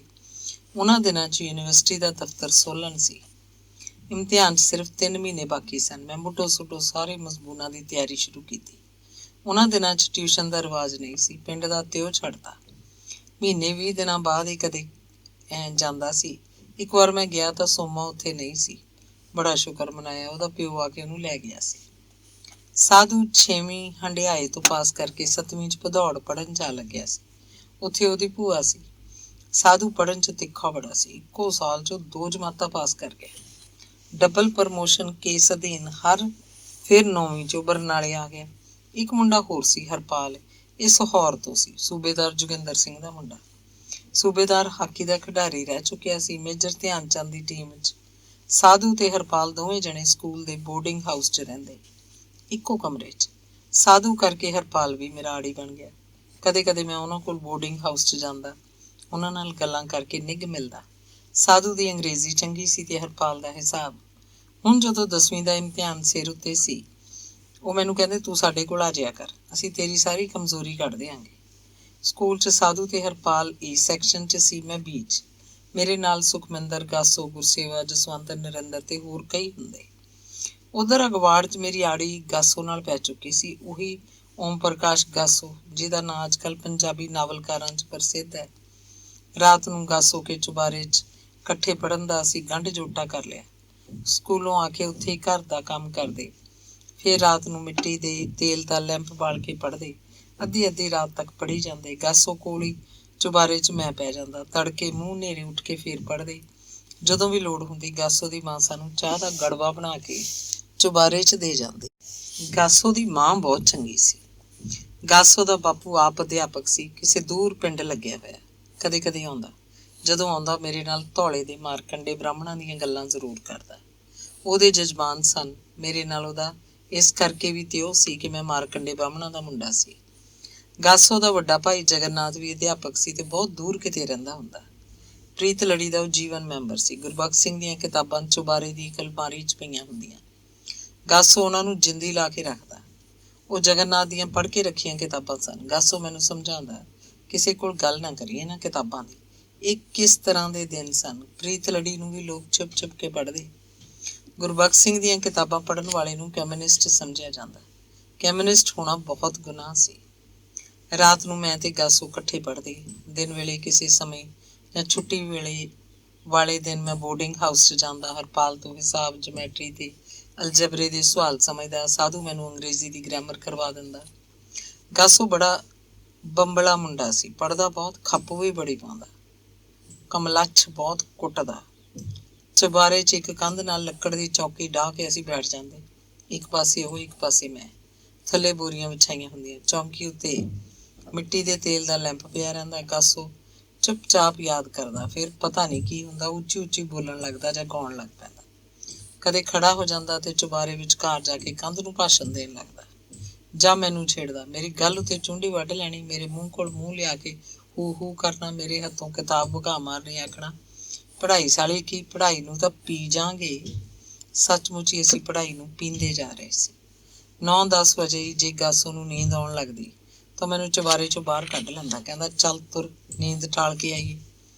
ਅਸੀਂ ਜੰਡਾਂ ਵਾਲੇ ਟੋਭੇ ਤੱਕ ਹੋ ਕੇ ਮੁੜਦੇ। ਉੱਥੇ ਜਾ ਕੇ ਰਾਤ ਦੀ ਖਾਮੋਸ਼ੀ 'ਚ ਉੱਚੀ ਉੱਚੀ ਬੋਲਦਾ ਤੇ ਮੈਨੂੰ ਬੋਲਣ ਲਈ ਮੇਰੀ ਵੱਖੀ 'ਚ ਹੂਰਾ ਧਰ ਦਿੰਦਾ। ਮੈਂ ਵੀ ਉਹਦੇ ਵਾਂਗ ਬੋਲਦਾ, ਹੂ ਹੂ ਕਰਦਾ। ਉਹਨਾਂ ਦਿਨਾਂ 'ਚ ਅਸੀਂ ਇੱਕ ਪਿਆਰੀ ਪਰ ਘਟੀਆ ਖੇਡ ਖੇਡਦੇ। ਰਾਤ ਨੂੰ ਨੀਂਦ ਟਾਲਣ ਲਈ ਜਦੋਂ ਟੋਭੇ ਤੇ ਜਾਂਦੇ ਤਾਂ ਮੁੜਦੇ ਹੋਏ ਇੱਕ ਵਾੜੇ 'ਚ ਪੱਥੀਆਂ ਪਈਆਂ ਗਿੱਲੀਆਂ ਪਾਥੀਆਂ ਪੈਰਾਂ ਦੇ ਟੇਢੇ ਮਾਰ ਮਾਰ ਢਾਹ ਦਿੰਦੇ। ਅਜਿਹੇ ਸਮੇਂ ਗਾਸੋ ਮਸਤੀ 'ਚ ਹੁੰਦਾ, ਪਾਥੀਆਂ ਦੇ ਠੇਡੇ ਮਾਰ ਜਿਵੇਂ ਉਹਨੂੰ ਕੋਈ ਮਾਨਸਿਕ ਸੁੱਖ ਮਿਲਦਾ ਹੋਏ। ਸਵੇਰੇ ਦਿਨ ਚੜੇ ਅਸੀਂ ਟੋਭਿਓਂ ਪਾਰ ਜੰਗਲ ਪਾਣੀ ਜਾਂਦੇ, ਫਿਰ ਮੰਦਰ ਦੀ ਹਲਟੀ ਉੱਤੇ ਆ ਕੇ ਖੇਲ ਦੀਆਂ ਟੂਟੀਆਂ ਥੱਲੇ ਨਹਾਉਂਦੇ। ਗਾਸੋ ਪਹਿਲਾਂ ਹਲਟੀ ਦੇ 7 ਗੇੜੇ ਰਹਿੰਦਾ, ਫਿਰ ਨਹਾਉਣ ਲੱਗਦਾ। ਇੰਜ ਕਰਨ ਨਾਲ ਉਹ ਕਹਿੰਦਾ ਪਾਲਾ ਨਹੀਂ ਲੱਗਦਾ। ਪਾਲਾ ਤਾਂ ਉਂਝ ਵੀ ਨਹੀਂ ਲੱਗਦਾ ਸੀ। ਹਲਟੀ ਦਾ ਤਾਜ਼ਾ ਪਾਣੀ ਨਿੱਘਾ ਨਿੱਘਾ ਹੁੰਦਾ। ਸਾਰਾ ਗਵਾੜ ਉੱਥੇ ਨਹਾਉਂਦਾ। ਨਹਾਉਣ ਬਾਅਦ ਆਪਣੀਆਂ ਗਿੱਲੀਆਂ ਕੱਛਾਂ ਮੋਢੇ ਰੱਖ ਕੇ ਜਦ ਅਸੀਂ ਘਰਾਂ ਨੂੰ ਮੁੜ ਰਹੇ ਹੁੰਦੇ ਤਾਂ ਰਾਤ ਦੀਆਂ ਢਈਆਂ ਪਾਥੀਆਂ ਦੇ ਵਾੜੇ 'ਚ ਇੱਕ ਛਮਕ ਜੀ ਅੱਲੜ ਮੁਟਿਆਰ ਉੱਚੀ ਉੱਚੀ ਗਾਲਾਂ ਕੱਢ ਰਹੇ ਹੁੰਦੇ। ਟੁੱਟ ਜਾਣ ਹੱਥ ਪੈਰ ਢਹਿ ਜਾਣੇ ਦੇ, ਪਤਾ ਨਹੀਂ ਨਿੱਤ ਕਿਹਨੂੰ ਪਲੇਗ ਪੈਂਦੀ ਹੈ। ਗਾਲਾਂ ਸੁਣ ਸੁਣ ਅਸੀਂ ਢਿੱਡ 'ਚ ਹੱਸਦੇ। ਕੁੜੀ ਦੀਆਂ ਨਜ਼ਰਾਂ ਤੋਂ ਦੂਰ ਜਾ ਕੇ ਸਾਡੇ ਢਿੱਡਾਂ ਦਾ ਹਾਸਾ ਬੰਬ ਵਾਂਗ ਫਟਦਾ ਤੇ ਗਾਸੋ ਦਾ ਫਿਰ ਉਹੀ ਕਮਲਾ 'ਚ ਹੂ ਉੱਚੀਆਂ ਚੀਕਾਂ। ਉਹ ਕਿੰਨੇ ਪਿਆਰੇ ਦਿਨ ਸਨ। ਜ਼ਿੰਦਗੀ ਕਿੰਨੀ ਹਾਸਿਆਂ ਭਰਪੂਰ ਸੀ ਤੇ ਭੋਲੀ ਭਾਲੀ। ਗਾਸੋ ਦਾ ਗੁਆਂਢੀ ਦਲਜੀਤ ਭਾਰੀ ਸਾਥੋਂ 1 ਸਾਲ ਪਿੱਛੇ ਪੜ੍ਹਦਾ ਹੁੰਦਾ। ਬੜਾ ਜ਼ਹੀਨ ਮੁੰਡਾ। ਬਾਅਦ 'ਚ ਉਹ ਵੀ ਸਕੂਲ ਅਧਿਆਪਕ ਬਣ ਗਿਆ ਸੀ। MA BT ਤੱਕ ਪੜ੍ਹਾਈ ਕੀਤੀ ਤੇ ਫਿਰ 8-10 ਸਾਲ ਦੀ ਸਰਵਿਸ ਵਿੱਚੇ ਛੱਡ ਕੇ ਇੰਗਲੈਂਡ ਚਲਾ ਗਿਆ। ਦਲਜੀਤ ਭਾਰੀ ਸਾਡਾ ਵਧੀਆ ਯਾਰ ਸੀ। ਸਾਡੇ ਵਿੱਚੋਂ ਇੱਕੋ ਇੱਕ ਮੁੰਡਾ ਸੀ ਜਿਹੜਾ ਵਿਸ਼ਵ ਰਾਜਨੀਤੀ ਦੀਆਂ ਗੱਲਾਂ ਕਰਦਾ। ਇੱਕ ਹੋਰ ਮੁੰਡਾ ਸੀ ਫਰਵਾਈ ਵਾਲਾ ਸਰਜੀਤ। ਦਲਜੀਤ ਭਾਰੀ ਦਾ ਵਾੜੀ ਸੀ। ਬਾਅਦ 'ਚ ਮੇਰੇ ਨਾਲ ਵੀ ਉਹਦੀਆਂ ਗੂੜੀਆਂ ਸਾਂਝਾਂ ਪੈ ਗਈਆਂ। ਸੁਰਜੀਤ ਬਰਨਾਲਵੀ ਦੇ ਨਾਂ ਹੇਠ ਉਹਨੇ ਕਹਾਣੀਆਂ ਵੀ ਲਿਖੀਆਂ, ਪਰ ਫਿਰ ਵਿਦਵਾਨ ਬਹੁਤਾ ਹੋ ਗਿਆ। ਉਹਦਾ ਕਹਾਣੀਕਾਰ ਪਿੱਛੇ ਰਹਿ ਗਿਆ। ਹੁਣ ਉਹ ਡਾਕਟਰ ਸੁਰਜੀਤ ਸਿੰਘ ਹੈ ਤੇ ਪਟਿਆਲੇ 'ਚ ਜਾ ਵਸਿਆ। ਪਟਿਆਲੇ ਜਾਈਦਾ ਤਾਂ ਉਹਦੇ ਨਾਲ ਆਪਣੀਆਂ ਗੱਲਾਂ ਕਰਕੇ ਮਨ ਨੂੰ ਸ਼ਾਂਤੀ ਮਿਲਦੀ ਹੈ। ਅਜੇ ਸਹਿਜ ਮਤੇ ਵਾਲੇ ਦੋਸਤ ਮੈਨੂੰ ਘੱਟ ਹੀ ਮਿਲੇ। ਸਾਡੇ ਸਮਿਆਂ 'ਚ ਸ਼ਨਿਚਰਵਾਰ ਵਾਲੇ ਦਿਨ ਸਕੂਲਾਂ 'ਚ ਕਲਾਸ ਮੀਟਿੰਗਾਂ ਕਰਨ ਦਾ ਰਿਵਾਜ ਸੀ। ਇਹਨਾਂ ਮੀਟਿੰਗਾਂ 'ਚ ਹਰ ਵਿਦਿਆਰਥੀ ਨੂੰ ਬੋਲਣ ਦਾ ਮੌਕਾ ਦਿੱਤਾ ਜਾਂਦਾ। ਕੋਈ ਕਹਾਣੀ ਸੁਣਾਉਂਦਾ, ਕੋਈ ਕਵਿਤਾ, ਕੋਈ ਚੁਟਕਲਾ, ਕੋਈ ਬੁਝਾਰਤਾਂ ਪਾਉਂਦਾ, ਕੋਈ ਜਾਨਵਰਾਂ ਦੀਆਂ ਬੋਲੀਆਂ ਬੋਲ ਕੇ ਸੁਣਾ ਦਿੰਦਾ। ਬੱਚੇ ਦੇ ਮਾਨਸਿਕ ਵਿਕਾਸ ਲਈ ਇਹ ਵਧੀਆ ਮੌਕਾ ਹੁੰਦਾ। ਇਸ ਪ੍ਰਕਾਰ ਦੀਆਂ ਮੀਟਿੰਗਾਂ ਵਿੱਚ ਮੈਂ ਕਦੇ ਭਾਗ ਨਹੀਂ ਲਿਆ ਸੀ। ਪਹਿਲੀ ਜਮਾਤ ਤੋਂ ਲੈ ਕੇ 8ਵੀਂ ਤੱਕ ਨਾ ਧੌਲੇ, ਨਾ ਹੰਡਿਆਏ, ਨਾ ਬਰਨਾਲੇ। ਫਿਰ ਜਦੋਂ ਮੈਂ 9ਵੀਂ ਜਮਾਤ ਸੀ ਤਾਂ ਸਾਡੇ ਸਕੂਲ 'ਚ ਇੱਕ ਨਵਾਂ ਮਾਸਟਰ ਬਦਲ ਕੇ ਆਇਆ। ਹੁਣ ਮੈਨੂੰ ਉਹਦਾ ਨਾਂ ਯਾਦ ਨਹੀਂ। ਉਹਨੇ ਸਾਡੇ ਸੈਕਸ਼ਨ ਦੇ ਹਰ ਮੁੰਡੇ ਲਈ ਸ਼ਨਿਚਰਵਾਰ ਦੀ ਮੀਟਿੰਗ 'ਚ ਕੁਝ ਨਾ ਕੁਝ ਪੇਸ਼ ਕਰਨਾ ਜ਼ਰੂਰੀ ਕਰ ਦਿੱਤਾ। ਮੇਰੀ ਜਦੋਂ ਵਾਰੀ ਆਉਂਦੀ ਮੇਰਾ ਢਿੱਡ ਦੁਖਣ ਲੱਗ ਪੈਂਦਾ। ਕੁਝ ਨਾ ਕੁਝ ਬੋਲਦਾ ਤਾਂ ਮੈਂ ਜ਼ਰੂਰ, ਪਰ ਕੰਬਦੀਆਂ ਲੱਤਾਂ, ਬਦਲੇ ਹੋਏ ਚਿਹਰੇ, ਦੁਖਦੇ ਢਿੱਡ ਨਾਲ ਬੋਲ ਕੇ ਜਦੋਂ ਮੈਂ ਬੈਠ ਜਾਂਦਾ ਮੇਰੇ ਢਿੱਡ ਦੁਖਣਾ ਹਟ ਜਾਂਦਾ। ਮੇਰੀ ਵਾਰੀ ਹਰ ਤੀਜੇ ਸ਼ਨਿਚਰਵਾਰ ਆ ਜਾਇਆ ਕਰਦੀ। ਮੇਰਾ ਢਿੱਡ ਮੀਟਿੰਗ ਵਾਲੇ ਆਖਰੀ ਪੀਰੀਅਡ ਵਿੱਚ ਤਾਂ ਦੁਖਦਾ ਹੀ ਦੁਖਦਾ। ਕਈ ਵਾਰ 2-3 ਪੀਰੀਅਡ ਪਹਿਲਾਂ ਹੀ ਦੁਖਣ ਲੱਗ ਜਾਂਦਾ। ਜਿਸ ਸ਼ਨਿਚਰਵਾਰ ਮੇਰੀ ਵਾਰੀ ਨਾ ਹੁੰਦੀ ਮੈਂ ਠੀਕ ਠਾਕ ਰਹਿੰਦਾ। ਬਾਅਦ 'ਚ ਸਟੇਜ ਉੱਤੇ ਜਾਣ ਵੇਲੇ ਢਿੱਡ ਦੁਖਣ ਦੀ ਬਿਮਾਰੀ ਮੈਨੂੰ ਕਈ ਵਾਰੀ ਰਹੀ ਤੇ ਫਿਰ ਜਦੋਂ ਕਾਲਜ 'ਚੋਂ ਹਟ ਕੇ ਆ ਕੇ ਮੈਂ ਆਮ ਕਵੀ ਦਰਬਾਰਾਂ 'ਚ ਕਵਿਤਾ ਪੜ੍ਹਨ ਲਈ ਮਾਈਕ ਸਾਹਮਣੇ ਜਾਂਦਾ, ਮੇਰਾ ਢਿੱਡ ਉਦੋਂ ਵੀ ਮਿੰਨਾ ਦੁਖ ਰਿਹਾ ਹੁੰਦਾ। ਸੱਚ ਜਾਣੋ, ਮਾਈਕ ਅੱਗੇ ਜਾ ਕੇ ਬੋਲਣਾ ਮੈਨੂੰ ਹੁਣ ਵੀ ਔਖਾ ਲੱਗਦਾ। 1960 ਦੇ ਨੇੜੇ ਤੇੜੇ ਦੀ ਗੱਲ ਹੈ। ਜਲੰਧਰ ਕੇਂਦਰੀ ਪੰਜਾਬੀ ਲੇਖਕ ਸਭਾ ਵੱਲੋਂ ਇੱਕ ਵੱਡੀ ਭਾਰੀ ਕਾਨਫਰੰਸ ਸੀ। ਇੱਕ ਰਾਤ ਸੱਭਿਆਚਾਰਕ ਪ੍ਰੋਗਰਾਮ ਸੀ। ਇਸ ਪ੍ਰੋਗਰਾਮ ਦਾ ਸਟੇਜ ਸੈਕਟਰੀ ਸੀ ਨਵਤੇਜ ਸਿੰਘ। ਨਵਤੇਜ ਸਿੰਘ ਨੇ ਐਲਾਨ ਕੀਤਾ ਕਿ ਇਸ ਪ੍ਰੋਗਰਾਮ ਦਾ ਉਦਘਾਟਨ ਪੰਜਾਬੀ ਦੇ ਪ੍ਰਸਿੱਧ ਨਾਟਕਕਾਰ ਬਲਵੰਤ ਗਾਰਗੀ ਕਰਨਗੇ। ਬਲਵੰਤ ਗਾਰਗੀ ਸੰਗਦਾ, ਸ਼ਰਮਾਉਂਦਾ ਤੇ ਮੋਢੇ ਮਚਕੋੜ ਕੇ ਚੁੱਕ ਤੁਰਦਾ ਦਰਸ਼ਕਾਂ 'ਚ ਉੱਠ ਕੇ ਆਇਆ ਤੇ ਟਪੂਸੀ ਮਾਰ ਕੇ ਸਟੇਜ ਤੇ ਚੜ੍ਹ ਗਿਆ। ਮਾਈਕ ਸਾਹਮਣੇ ਉਹ ਅੱਧਾ ਮਿੰਟ ਚੁੱਪ ਖੜਾ ਰਿਹਾ, ਫਿਰ ਬੋਲਿਆ, ਮੈਂ ਇਸ ਪ੍ਰੋਗਰਾਮ ਦਾ ਉਦਘਾਟਨ ਕਰਦਾ ਹਾਂ, ਤੇ ਫਿਰ ਸਟੇਜ ਤੋਂ ਛਾਲ ਮਾਰ ਕੇ ਥੱਲੇ ਉਤਰ ਗਿਆ। ਭੱਜ ਕੇ ਆਪਣੀ ਕੁਰਸੀ ਤੇ ਜਾ ਬੈਠਾ। ਲੋਕਾਂ ਨੇ ਪਤਾ ਨਹੀਂ ਕਿਸ ਮੂਡ 'ਚ ਬੇਤਹਾਸ਼ਾ ਤਾੜੀਆਂ ਮਾਰੀਆਂ ਸੀ, ਪਰ ਮੈਨੂੰ ਬਲਵੰਤ ਗਾਰਗੀ ਉਸ ਦਿਨ ਬਹੁਤ ਪਿਆਰਾ ਲੱਗਿਆ। ਉਦਘਾਟਨੀ ਭਾਸ਼ਣ ਕਰਨ ਤੋਂ ਜਿਵੇਂ ਗਾਰਗੀ ਨੇ ਨਹੀਂ, ਮੈਂ ਖੁਦ ਜਾਨ ਛਡਾਈ ਹੋਈ। ਅੰਗ 6ਵਾਂ। ਧੌਲੇ ਸਾਡੇ ਨਿਆਈ ਵਾਲੇ ਖੇਤ ਸਨ। ਝਿਉਰਾਂ ਦੇ ਖੇਤ ਦੀ ਵੱਟ ਸਾਂਝੀ ਸੀ। ਝਿਉਰਾਂ ਦੀ ਇਹ ਜ਼ਮੀਨ ਜੈਮਲ ਕਿਆਂ ਕੋਲ ਕਿੰਨੇ ਵਰੇ ਗਹਿਣੇ ਰਹੀ, ਮੇਰੀ ਸੁਰਤ ਤੋਂ ਵੀ ਪਹਿਲਾਂ। ਜੈਮਲ ਸਿੰਘ ਸੰਪੂਰਨ ਸਿੰਘ ਧੌਲਾ ਦਾ ਬਾਪ ਸੀ। ਸੰਪੂਰਨ ਸਿੰਘ ਕਾਲਜ ਦੀ ਪੜ੍ਹਾਈ ਵਿੱਚੇ ਛੱਡ ਕੇ ਪਰਜਾ ਮੰਡਲ 'ਚ ਰਲ ਗਿਆ ਸੀ। ਕਦੇ ਕਦੇ ਉਹ ਝਿਉਰਾਂ ਵਾਲੀ ਜ਼ਮੀਨ 'ਚ ਆਉਂਦਾ ਤੇ ਸਾਡੇ ਚੇਤੂ ਨਾਲ ਗੱਲਾਂ ਮਾਰਦਾ। ਮੇਰੇ ਉੱਤੇ ਸੰਪੂਰਨ ਸਿੰਘ ਦਾ ਪ੍ਰਭਾਵ ਉਦੋਂ ਪਿਆ ਜਦੋਂ ਉਹਨਾਂ ਦਾ ਪਰਜਾ ਮੰਡਲ ਜੱਥਾ ਨਾਭੇ ਵਾਲੇ ਮੋਰਚੇ 'ਚ ਨਜ਼ਰਬੰਦੀ ਤੋਂ ਰਿਹਾ ਹੋ ਕੇ ਇੱਕ ਰਾਤ ਧੌਲੇ ਆਇਆ ਸੀ ਤੇ ਉਹਨਾਂ ਨੇ ਬਾਜ਼ਾਰ 'ਚ ਬਾਣੀਆਂ ਦੀ ਧਰਮਸ਼ਾਲਾ 'ਚ ਜਲਸਾ ਕੀਤਾ ਸੀ। ਉਸ ਜਥੇ 'ਚ ਬਾਬਾ ਹੀਰਾ ਸਿੰਘ ਭੱਠਲ ਤੇ ਉਹਦਾ ਸਾਰਾ ਪਰਿਵਾਰ ਸੀ। ਇੱਕ ਸਮੇਂ ਸਾਡਾ ਪਿੰਡ ਡਾਕੂਆਂ ਦਾ ਪਿੰਡ ਸਮਝਿਆ ਜਾਣ ਲੱਗਿਆ। ਪਾਪੜੀ ਕਾ ਜੰਗੀਰ ਤੇ ਨੰਦੂ ਕਾ ਬਖਸ਼ੀ ਮੰਨੇ ਹੋਏ ਡਾਕੂ ਸਨ। ਇੱਕ ਵਾਰ ਗੋਲੂ ਦੇ ਘਰ ਡਾਕਾ ਪਿਆ ਸੀ। 4 ਡਾਕੂ ਆਏ ਸਨ। ਸੋਨੇ ਦਾ ਸਭ ਤੋਂ ਤਗਾਦਾ ਤੇ ਚਾਂਦੀ ਦੇ ਰੁਪਇਆਂ ਦੀ ਭਰੀਆਂ ਹੋਈਆਂ ਗਾਗਰਾਂ ਲੁੱਟ ਕੇ ਲੈ ਗਏ। ਫੇਰ ਵੀ ਨਰ ਪਿੰਡ ਸੀ ਧੌਲਾ। 3 ਡਾਕੂ ਪਿੰਡਾਂ ਤੋਂ ਬਾਹਰ ਭੱਜੇ ਜਾਂਦੇ ਥਾਂ ਦੀ ਥਾਂ ਪਿੰਡ ਦੇ ਲਾਇਸੈਂਸੀਆਂ ਨੇ ਮਾਰਤੇ। ਇੱਕ ਨੂੰ ਲੱਤ 'ਚ ਗੋਲੀ ਮਾਰ ਕੇ ਗਵਾਹੀ ਤੇ ਪੁੱਛ ਪੜਤਾਲ ਵਾਸਤੇ ਜਿਉਂਦਾ ਰੱਖ ਲਿਆ ਸੀ। ਆਜ਼ਾਦੀ ਤੋਂ 2-3 ਸਾਲ ਬਾਅਦ ਦੀ ਗੱਲ ਹੈ। ਸਰਕਾਰ ਨੇ ਪਿੰਡ ਦੇ ਕਿਲੇ 'ਚ ਪੁਲਿਸ ਚੌਕੀ ਬਿਠਾ ਦਿੱਤੀ ਤੇ ਫਿਰ ਪੁਲਿਸ ਚੌਕੀ ਦਾ ਸਾਰਾ ਖਰਚ ਪਿੰਡ ਉੱਤੇ ਪਾ ਦਿੱਤਾ। ਹਰ ਘਰ ਨੂੰ ਚੰਦਾ ਦੇਣਾ ਪੈਣਾ ਸੀ। ਇਹਨੂੰ ਤਾਜ਼ੀਰੀ ਚੌਕੀ ਕਹਿੰਦੇ। ਪਿੰਡ ਦੇ ਲੋਕਾਂ ਵਿੱਚ ਇਸ ਵਿਰੁੱਧ ਰੋਜ ਆ ਗਿਆ। ਸੰਪੂਰਨ ਸਿੰਘ ਨੇ ਸਰਕਾਰ ਦੇ ਖਿਲਾਫ ਤਕਰੀਰ ਕੀਤੀ ਤੇ ਉਹਨੂੰ ਗ੍ਰਿਫਤਾਰ ਕਰ ਲਿਆ ਗਿਆ। ਬਰਨਾਲਾ ਜੇਲ੍ਹ 'ਚ ਉਹਨੂੰ ਕਈ ਦਿਨ ਰੱਖਿਆ ਗਿਆ। ਪੁਲਿਸ ਰਿਮਾਂਡ ਲੈਂਦੀ ਤੇ ਉਹਨੂੰ ਜੇਲ੍ਹ ਅੰਦਰ ਢੱਕ ਦਿੰਦੀ। ਮੈਂ ਉਹਨਾਂ ਦਿਨਾਂ 'ਚ 10ਵੀਂ ਜਮਾਤ 'ਚ ਸੀ। ਮੇਰੇ ਹੱਥ ਪੱਕੇ ਹੋਏ ਸਨ ਤੇ ਮੈਂ ਪਿੰਡ ਮੰਜੇ ਉੱਤੇ ਪਿਆ ਸੀ। ਹੱਥ ਥੋੜਾ ਮੋਟਾ ਕੰਮ ਕਰਨ ਲੱਗੇ ਤੇ ਮੈਂ ਇੱਕ ਕਵਿਤਾ ਲਿਖੀ, ਚੰਦਾ ਚੌਕੀ ਦਾ ਦਾਸੇ ਭਰਨ ਕਿੱਥੋਂ। ਇਹ ਕਵਿਤਾ ਰਿਆਸਤੀ ਦੁਨੀਆ ਦੇ ਪੂਰੇ ਇੱਕ ਸਫ਼ੇ ਉੱਤੇ ਛਪੀ। ਸੰਪੂਰਨ ਸਿੰਘ ਨੇ ਇਹਨੂੰ ਬਰਨਾਲਾ ਜੇਲ੍ਹ 'ਚ ਬੈਠਿਆਂ ਪੜ੍ਹਿਆ। ਆਪਣੇ ਨਾਂ ਨਾਲ ਮੈਂ ਧੌਲਾ ਵੀ ਛਪਵਾਇਆ। ਉਹ ਰਿਹਾ ਹੋ ਕੇ ਪਿੰਡ ਆਇਆ ਤੇ ਮੈਨੂੰ ਘਰੋਂ ਬੁਲਾ ਕੇ ਥਾਪੀ ਦਿੱਤੀ। ਬਸ ਉਦੋਂ ਤੋਂ ਹੀ ਉਹ ਮੇਰਾ ਯਾਰ ਬਣ ਗਿਆ। ਮੇਰੀ ਇਸ ਕਵਿਤਾ ਨੂੰ ਲੌਂਗੋਵਾਲ ਦੇ ਪੰਡਤ ਵਿਦਿਆ ਦੇਵ ਨੇ ਵੀ ਪਸੰਦ ਕੀਤਾ ਸੀ। ਉਹ ਕਮਿਊਨਿਸਟ ਸਨ। ਧੌਲੇ ਉਹਨਾਂ ਦੀ ਕੁੜੀ ਵਿਆਹੀ ਹੋਈ ਸੀ। ਅਕਸਰ ਉਹ ਉੱਥੇ ਆਉਂਦੇ ਰਹਿੰਦੇ। ਤੇ ਫਿਰ ਜਦੋਂ 1951 'ਚ ਪੈਪਸੂ ਦੀ ਕੰਮ ਚਲਾਊ ਸਰਕਾਰ ਬਣੀ, ਸੰਪੂਰਨ ਸਿੰਘ ਨੂੰ ਵਜ਼ੀਰ ਲੈ ਗਿਆ। ਮੁੱਖ ਮੰਤਰੀ ਕਰਨਲ ਲਖਬੀਰ ਸਿੰਘ ਸੀ। ਬਾਜ਼ਾਰ 'ਚ ਚਾਨਣ ਸੁਨਿਆਰ ਦੇ ਪਹਾਰੇ ਤੇ ਖੜਾ ਸੰਪੂਰਨ ਸਿੰਘ ਮੈਨੂੰ ਦਿਸਿਆ। ਮੈਂ ਔਲ ਕੇ ਉਹਦੇ ਵੱਲ ਗਿਆ। ਉਹਨੇ ਪਹਿਲਾ ਸਵਾਲ ਕੀਤਾ, 10ਵੀਂ ਕਰ ਲਈ ਪਾਸ? ਮੈਂ ਮੁਸਕਰਾ ਕੇ ਸਿਰ ਝੁਕਾ ਦਿੱਤਾ। ਉਹਦੀ ਅਗਲੀ ਗੱਲ, ਸਾਡੀ ਮਿਨਿਸਟਰੀ ਬਣ ਗਈ। ਮੈਨੂੰ ਮਿਨਿਸਟਰ ਲੈ ਲਿਆ। ਪਰਸੋਂ ਨੂੰ ਜਾਣਾ ਹੈ ਪਟਿਆਲੇ। ਤੂੰ ਆ ਜਾਈਂ ਉੱਥੇ। ਕਾਲਜ 'ਚ ਦਾਖਲ ਹੋ ਜਾ, ਮੇਰੇ ਕੋਲ ਰਿਹਾ ਕਰੇ। ਫੁੱਲ ਬੂਟੀਆਂ ਤੇ ਮੋਰਨੀਆਂ ਵਾਲੇ ਖੱਦਰ ਦੇ ਝੋਲੇ 'ਚ ਲੋੜੀਂਦਾ ਨਿੱਕ ਸੁੱਕ ਪਾ ਕੇ ਮੈਂ ਪਟਿਆਲੇ ਪਹੁੰਚ ਗਿਆ। ਬਰਨਾਲਿਓਂ ਰੇਲ ਗੱਡੀ ਚੜ੍ਹ ਕੇ ਗਿਆ ਸੀ। ਪਟਿਆਲੇ ਦੇ ਰੇਲਵੇ ਸਟੇਸ਼ਨ ਤੋਂ ਤੁਰਿਆ ਗਿਆ ਤੇ ਗਾਂਹ ਸ਼ੇਰਾਂ ਵਾਲੇ ਗੇਟ ਕੋਲ ਪੈਪਸੂ ਦਾ ਸੈਕਟਰੀਏਟ ਸੀ, ਜਿੱਥੇ ਅੱਜ ਕੱਲ੍ਹ ਪੰਜਾਬ ਬਿਜਲੀ ਬੋਰਡ ਦਾ ਹੈੱਡ ਆਫਿਸ ਹੈ। ਚਪੜਾਸੀ ਨੂੰ ਕਿਹਾ ਤਾਂ ਉਹ ਅੰਦਰ ਕਮਰੇ 'ਚ ਮੈਨੂੰ ਸੰਪੂਰਨ ਸਿੰਘ ਕੋਲ ਜਾਣ ਨਾ ਦੇਵੇ। ਅੰਦਰੋਂ ਕਿਸੇ ਨਾਲ ਗੱਲਾਂ ਕਰਨ ਦੀ ਉਹਦੀ ਆਵਾਜ਼ ਬਾਹਰ ਮੇਰੇ ਕੰਨਾਂ ਤੱਕ ਆ ਰਹੀ ਸੀ। ਮੈਂ ਉਹਨੂੰ ਮਿਲਣ ਲਈ ਕਾਹਲਾ ਸੀ। ਦੇਖਣਾ ਚਾਹੁੰਦਾ ਸੀ ਕਿ ਉਹ ਵਜ਼ੀਰ ਬਣਿਆ ਬੈਠਾ ਕਿਹੋ ਜਿਹਾ ਲੱਗਦਾ। ਮੈਨੂੰ ਤਾਂ ਇਹ ਵੀ ਨਹੀਂ ਪਤਾ ਸੀ ਕਿ ਵਜ਼ੀਰ ਕੀ ਹੁੰਦਾ। ਚਪੜਾਸੀ ਨੇ ਦੱਸਿਆ ਕਿ ਮੈਂ ਧੌਲੇ ਤੋਂ ਹਾਂ ਤੇ ਵਜ਼ੀਰ ਸਾਹਿਬ ਦੇ ਪਿੰਡੋਂ ਆਇਆ।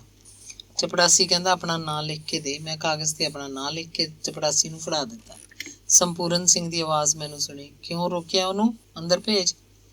ਸੰਪੂਰਨ ਸਿੰਘ ਨੇ ਮੈਨੂੰ ਕੁਰਸੀ ਉੱਤੇ ਆਪਣੇ ਕੋਲ ਬਿਠਾ ਲਿਆ ਤੇ ਫਿਰ ਮਹਿੰਦਰਾ ਕਾਲਜ ਦੇ ਪ੍ਰਿੰਸੀਪਲ ਨੂੰ ਫੋਨ ਕੀਤਾ। ਕਿਹਾ ਕਿ ਸਾਡਾ ਇੱਕ ਮੁੰਡਾ ਤੁਹਾਡੇ ਕੋਲ ਆ ਰਿਹਾ, ਇਹਨੂੰ ਦਾਖਲ ਕਰ ਲਓ। ਉਹਨਾਂ ਦਿਨਾਂ 'ਚ ਕਾਲਜ ਦਾ ਪ੍ਰਿੰਸੀਪਲ ਨੰਦ ਕਿਸ਼ੋਰ ਅਗਰਵਾਲ ਸੀ। ਸੰਪੂਰਨ ਸਿੰਘ ਜਦੋਂ RSD ਕਾਲਜ 'ਚ ਫਿਰੋਜ਼ਪੁਰ ਪੜ੍ਹਦਾ ਹੁੰਦਾ ਸੀ, ਨੰਦ ਕਿਸ਼ੋਰ ਉੱਥੋਂ ਦਾ ਪ੍ਰੋਫੈਸਰ ਸੀ। ਸੰਪੂਰਨ ਸਿੰਘ ਦਾ ਡਰਾਈਵਰ ਹਰੀਸ਼ ਮੈਨੂੰ ਕਾਰ 'ਚ ਬਿਠਾ ਕੇ ਕਾਲਜ ਛੱਡ ਆਇਆ। ਕਾਲਜ 'ਚ ਬਰਨਾਲਿਓਂ ਦਾਖਲ ਹੋਣ ਲਈ ਆਏ ਮੇਰੇ ਜਮਾਤੀ ਮੁੰਡੇ ਫਿਰ ਤੁਰ ਰਹੇ ਸਨ। ਮੈਨੂੰ ਕਾਰ 'ਚ ਆਇਆ ਦੇਖ ਕੇ ਉਹ ਹੈਰਾਨ ਹੋਏ। ਮੈਂ ਫਾਰਮ ਭਰ ਦਿੱਤਾ। ਫਿਰ ਇਕੱਲੇ ਮੁੰਡੇ ਨੂੰ ਬੁਲਾ ਕੇ ਪ੍ਰਿੰਸੀਪਲ ਨੇ ਇੰਟਰਵਿਊ ਲਈ।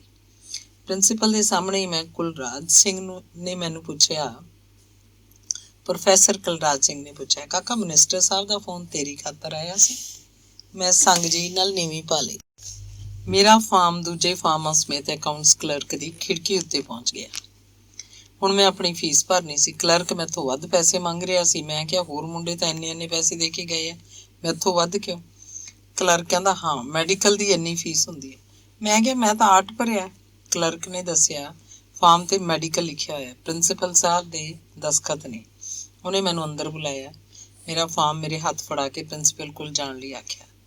ਪ੍ਰੋਫੈਸਰ ਕੁਲਰਾਜ ਸਿੰਘ ਹੀ ਫੇਰ ਮਿਲੇ। ਪੁੱਛਣ ਲੱਗੇ, ਤੂੰ ਮੈਡੀਕਲ ਨਹੀਂ ਲੈਣਾ? ਨਹੀਂ ਜੀ, ਮੈਂ ਤਾਂ ਆਰਟ ਲੈਣੇ ਆ। ਫਿਰ ਮਿਨਿਸਟਰ ਤੋਂ ਫੋਨ ਕਿਉਂ ਕਰਵਾਇਆ ਸੀ? ਆਰਟਸ ਤਾਂ ਮਿਲ ਹੀ ਜਾਣੀ ਸੀ। ਮੈਂ ਪ੍ਰੋਫੈਸਰ ਕੁਲਰਾਜ ਸਿੰਘ ਹੱਸਿਆ। ਗੱਲ ਇਹ ਸੀ ਕਿ ਸੰਪੂਰਨ ਸਿੰਘ ਦਾ ਫੋਨ ਆਉਣ ਕਰਕੇ ਪ੍ਰਿੰਸੀਪਲ ਨੰਦ ਕਿਸ਼ੋਰ ਨੇ ਮੈਨੂੰ FSC ਮੈਡੀਕਲ ਦੀ ਇੱਕ ਸੀਟ ਦੇ ਦਿੱਤੀ ਸੀ। ਉਹਨਾਂ ਦਿਨਾਂ 'ਚ ਮਹਿੰਦਰਾ ਕਾਲਜ ਪਟਿਆਲਾ 'ਚ ਮੈਡੀਕਲ ਦੀਆਂ ਕੁੱਲ 20 ਸੀਟਾਂ ਹੁੰਦੀਆਂ ਸੀ। ਵੱਧ ਸਟੂਡੈਂਟ ਲਈ ਲੈਬ ਦਾ ਇੰਤਜ਼ਾਮ ਨਹੀਂ ਸੀ। ਨੰਦ ਕਿਸ਼ੋਰ ਵੀ ਹੈਰਾਨ ਸੀ ਕਿ ਜੇ ਇਸ ਮੁੰਡੇ ਨੇ ਮੈਡੀਕਲ ਦੀ ਸੀਟ ਨਹੀਂ ਲੈਣੀ ਸੀ ਤਾਂ ਫੋਨ ਕਰਵਾਉਣ ਦੀ ਕੀ ਮਤਲਬ ਸੀ? ਸ਼ਾਇਦ ਕਿਸਮਤ ਦੀ ਕੋਈ ਚੀਜ਼ ਹੁੰਦੀ ਹੋਏਗੀ। ਮੈਡੀਕਲ ਲੈ ਲਿਆ ਹੁੰਦਾ ਤਾਂ ਡਾਕਟਰ ਬਣਦਾ, ਫਿਰ ਇਹ ਟੁੱਚੀਐਲ ਸਕੂਲ ਮਾਸਟਰ ਦੀ ਨੌਕਰੀ ਮੇਰਾ ਨਸੀਬ ਕਾਹਨੂੰ ਬਣਦੀ? ਹਰੀਸ਼ ਨਿੱਤ ਮੈਨੂੰ ਕਾਰ ਉੱਤੇ ਕਾਲਜ ਛੱਡਣ ਜਾਂਦਾ। ਬਰਨਾਲੇ ਵਾਲੇ ਮੁੰਡੇ ਮੇਰੇ ਵੱਲ ਹਸਰਤ ਭਰੀਆਂ ਨਿਗਾਹਾਂ ਨਾਲ ਝਾਕਦੇ।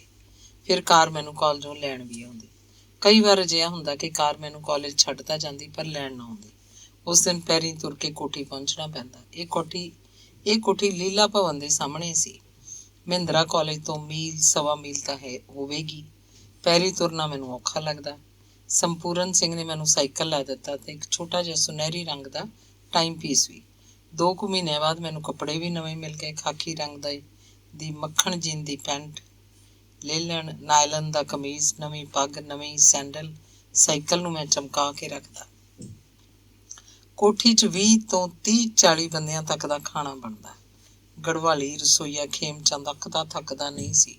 ਕਿੰਨੇ ਵੀ ਬੰਦੇ ਹੁੰਦੇ ਉਹ ਫਟਾਫਟ ਖਾਣਾ ਤਿਆਰ ਕਰ ਦਿੰਦਾ। ਵੱਡੇ ਡਾਈਨਿੰਗ ਹਾਲ ਦੇ ਮੇਜ਼ ਕੁਰਸੀਆਂ ਤੇ ਲੋਕ ਬੈਠਦੇ, ਖਾਣਾ ਖਾ ਖਾ ਪਰੇ ਹੁੰਦੇ ਜਾਂਦੇ। ਧੌਲਾ ਪਿੰਡ ਦੇ ਆਲੇ ਦੁਆਲਿਓਂ 50-50 ਮੀਲ ਤੱਕ ਦੇ ਲੋਕ ਪਟਿਆਲੇ ਜਾਂਦੇ ਸੀ। ਕਿਸੇ ਦਾ ਕੋਈ ਕੰਮ ਹੁੰਦਾ, ਕਿਸੇ ਦਾ ਕੋਈ। ਚਲੋ ਵੀ ਚੱਲੀਏ, ਹੁਣ ਤਾਂ ਘਰ ਦਾ ਵਜ਼ੀਰ ਹੈ। ਹੁਣ ਨਹੀਂ ਬਣੂ ਆਪਣਾ ਕੰਮ ਤਾਂ ਫੇਰ ਕਦੋਂ ਬਣੂ? ਕੋਠੀ ਕਿਹੜੀ? ਉਹ ਤਾਂ ਜਿਵੇਂ ਸਾਧਾਂ ਦਾ ਡੇਰਾ ਹੋਵੇ। ਕੋਈ ਆਉਂਦਾ, ਰੋਟੀ ਪਾਣੀ ਸਭ ਨੂੰ ਮਿਲਦਾ। ਰਾਤ ਰਹਿਣ ਲਈ 10 ਕਮਰੇ ਖਾਲੀ ਪਏ ਹੁੰਦੇ। ਫਰਸ਼ਾਂ ਤੇ ਦਰੀਆਂ ਵਿਛੀਆਂ ਹੋਈਆਂ। ਛੱਤ ਤੇ ਪੱਖੇ ਚੱਲਦੇ। ਰੋਟੀ ਖਾਓ, ਪੱਖਿਆਂ ਥੱਲੇ ਲਿਟ ਜਾਓ। 10 ਬੰਦੇ ਤਾਂ ਕੋਠੀ 'ਚ ਪੱਕੇ ਹੀ ਰਹਿੰਦੇ ਸਨ। ਮੈਂ, ਰਾਮ ਸਿੰਘ ਔਲਖ, ਰਾਮ ਸਿੰਘ ਦਾ ਰਿਟਾਇਰਡ ਫੌਜੀ ਮਾਮਾ, ਸੈਲੀਆਂ ਦਾ ਬਾਲਾ ਤੇ ਧੌਲੇ ਪਿੰਡ ਦੇ ਹੋਰ ਬੰਦੇ। ਕਈ ਬੰਦੇ ਬਿਨਾਂ ਕੰਮ ਤੋਂ ਆਉਂਦੇ। ਸੰਪੂਰਨ ਸਿੰਘ ਜਦੋਂ ਉਧਰ ਪਿੰਡਾਂ ਵੱਲ ਆਪਣੇ ਦੌਰੇ ਤੇ ਜਾਂਦਾ ਸੀ ਤਾਂ ਕਿਹਾ ਹੁੰਦਾ, ਪਟਿਆਲੇ ਆਇਓ ਫਿਰ ਕਦੇ। ਉਹ ਲੋਕੀ ਸੱਚੀ ਆ ਜਾਂਦੇ। ਦਰਸ਼ਨ ਪਰਸ਼ਨ ਕਰਨ ਆਏ। ਅਜਿਹੇ ਲੋਕਾਂ ਨੂੰ ਦਾਰੂ ਵੀ ਪੀਣ ਨੂੰ ਮਿਲ ਜਾਂਦੀ ਤੇ ਫਿਰ ਸੰਪੂਰਨ ਸਿੰਘ ਦੇ ਪੱਕੇ ਦੋਸਤ ਆਉਂਦੇ ਸਨ। ਰਾਜਨੀਤਿਕ ਬੰਦੇ ਆਉਂਦੇ ਜਿਨ੍ਹਾਂ ਦੀ ਸ਼ਰਧਾ ਪੂਰਵਕ ਸੇਵਾ ਕੀਤੀ ਜਾਂਦੀ। ਉਹਨਾਂ ਦਿਨਾਂ 'ਚ ਹੀ ਮੇਰੀ ਵਾਕਫੀਅਤ ਬਰਨਾਲੇ ਤੋਂ ਆਉਂਦੇ ਹਰਦੇਵ ਸਿੰਘ ਐਡਵੋਕੇਟ ਤੇ ਸੁਰਜੀਤ ਸਿੰਘ ਐਡਵੋਕੇਟ, ਰਾਮਪੁਰਾ ਫੂਲ ਤੇ ਸ੍ਰੀ ਰਾਮ ਸਿੰਘਲ ਤੇ ਮਧੂਸੂਦਨ ਲਾਲ, ਰਣਜੀਤ ਸਿੰਘ ਨੈਣੇ ਵਾਲਿਆ ਤੇ ਬਾਬਾ ਹੀਰਾ ਸਿੰਘ ਭੱਠਲ ਨਾਲ ਹੋਈ। ਇਹ ਲੋਕ ਉੱਥੇ ਅਕਸਰ ਜਾਂਦੇ ਹੁੰਦੇ। ਕਦੇ ਕਦੇ ਸੇਠ ਰਾਮਨਾਥ ਵੀ ਆਉਂਦੇ। ਖਾਣ ਪੀਣ ਦਾ ਸਮਾਨ ਲਿਆਉਣ 'ਚ ਕੋਈ ਹਿਸਾਬ ਕਿਤਾਬ ਨਾ ਰਹਿੰਦਾ। ਕਦੇ ਕਦੇ ਗੜਬੜ ਹੋ ਜਾਂਦੀ। ਫਿਰ ਸੰਪੂਰਨ ਸਿੰਘ ਨੇ ਕਿਚਨ ਦਾ ਹਿਸਾਬ ਕਿਤਾਬ ਰੱਖਣ ਦਾ ਕੰਮ ਮੈਨੂੰ ਸੰਭਾਲ ਦਿੱਤਾ। ਮੈਂ ਇੱਕ ਕਾਪੀ ਲਾ ਲਈ। ਇੱਕ ਪਾਸੇ ਖਰਚ ਲਿਖੀ ਜਾਂਦਾ, ਇੱਕ ਪਾਸੇ ਸੰਪੂਰਨ ਸਿੰਘ ਵੱਲੋਂ ਦਿੱਤੇ ਰੁਪਏ। ਉਹਨਾਂ 1500 ਰੁਪਈਆ ਮਹੀਨਾ ਤਨਖਾਹ ਮਿਲਦੀ ਸੀ। 500-700 ਦਾ TADA ਬਣ ਜਾਂਦਾ। ਇਹ ਸਾਰੀ ਰਕਮ ਦਾ ਹਿਸਾਬ ਮੇਰੇ ਕੋਲ ਹੁੰਦਾ। ਸ਼ਰਾਬ ਦੀਆਂ ਬੋਤਲਾਂ ਦੀ ਇਕੱਠੀ ਪੇਟੀ ਮੰਗਵਾਈ ਜਾਂਦੀ। ਇੱਕ ਅਲਮਾਰੀ ਵਿੱਚ ਸਾਰੀਆਂ ਬੋਤਲਾਂ ਟਿਕਾ ਕੇ ਮੈਂ ਜਿੰਦਾ ਲਾ ਦਿੰਦਾ। ਚਾਬੀ ਮੇਰੇ ਕੋਲ ਰਹਿੰਦੀ। ਆਥਣ ਵੇਲੇ ਜਿੰਨੀਆਂ ਬੋਤਲਾਂ ਸੰਪੂਰਨ ਸਿੰਘ ਮੈਨੂੰ ਕਹਿੰਦਾ ਮੈਂ ਕੱਢ ਕੇ ਦੇ ਦਿੰਦਾ। ਇੱਕ ਤਰ੍ਹਾਂ ਨਾਲ ਮੈਂ ਕੋਠੀ ਦਾ ਕੁੰਜੀ ਮੁਖਤਿਆਰ ਬਣ ਗਿਆ।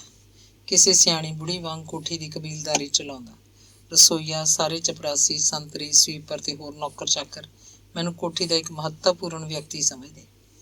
ਇੱਕ ਦਿਨ ਅਣਹੋਣੀ ਵਾਪਰ ਜਾਣੀ ਸੀ। ਹੁਣ ਉਹ ਗੱਲ ਯਾਦ ਆਉਂਦੀ ਹੈ ਤਾਂ ਮੁੜਕਾ ਆਉਣ ਲੱਗਦਾ ਹੈ। ਇੱਕ ਕੋਈ ਸੀ, ਉਹ ਕੁਝ ਖਤਰਨਾਕ ਕਿਸਮ ਦਾ ਬੰਦਾ ਸੀ। ਅਕਸਰ ਕੋਠੀ ਆਉਂਦਾ ਹੁੰਦਾ। ਜਦੋਂ ਵੀ ਆਉਂਦਾ ਉਹਨੂੰ ਪੀਣ ਨੂੰ ਜ਼ਰੂਰ ਦਿੱਤੀ ਜਾਂਦੀ।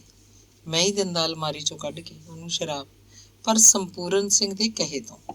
ਕੋਈ ਵੀ ਹੁੰਦਾ, ਮੈਨੂੰ ਕੀ ਸੀ, ਮੈਨੂੰ ਤਾਂ ਆਖਿਆ ਜਾਂਦਾ ਤੇ ਮੈਂ ਬੋਤਲ ਮੇਜ਼ ਤੇ ਲਿਆ ਰੱਖਦਾ। ਇੱਕ ਦਿਨ ਉਹ ਆਇਆ ਬੈਠਾ ਰਿਹਾ, ਫਿਰ ਇੱਧਰ ਉੱਧਰ ਬੇਚੈਨੀ ਜਿਹੀ 'ਚ ਗੇੜੇ ਕੱਢਣ ਲੱਗਿਆ। ਸਭ ਨੇ ਰੋਟੀ ਖਾ ਲਈ। ਉਹ ਰੋਟੀ ਨੂੰ ਆਖ ਛੱਡੇ, ਕੋਈ ਗੱਲ ਨਹੀਂ, ਖਾ ਲੈਂਦੇ ਹਾਂ।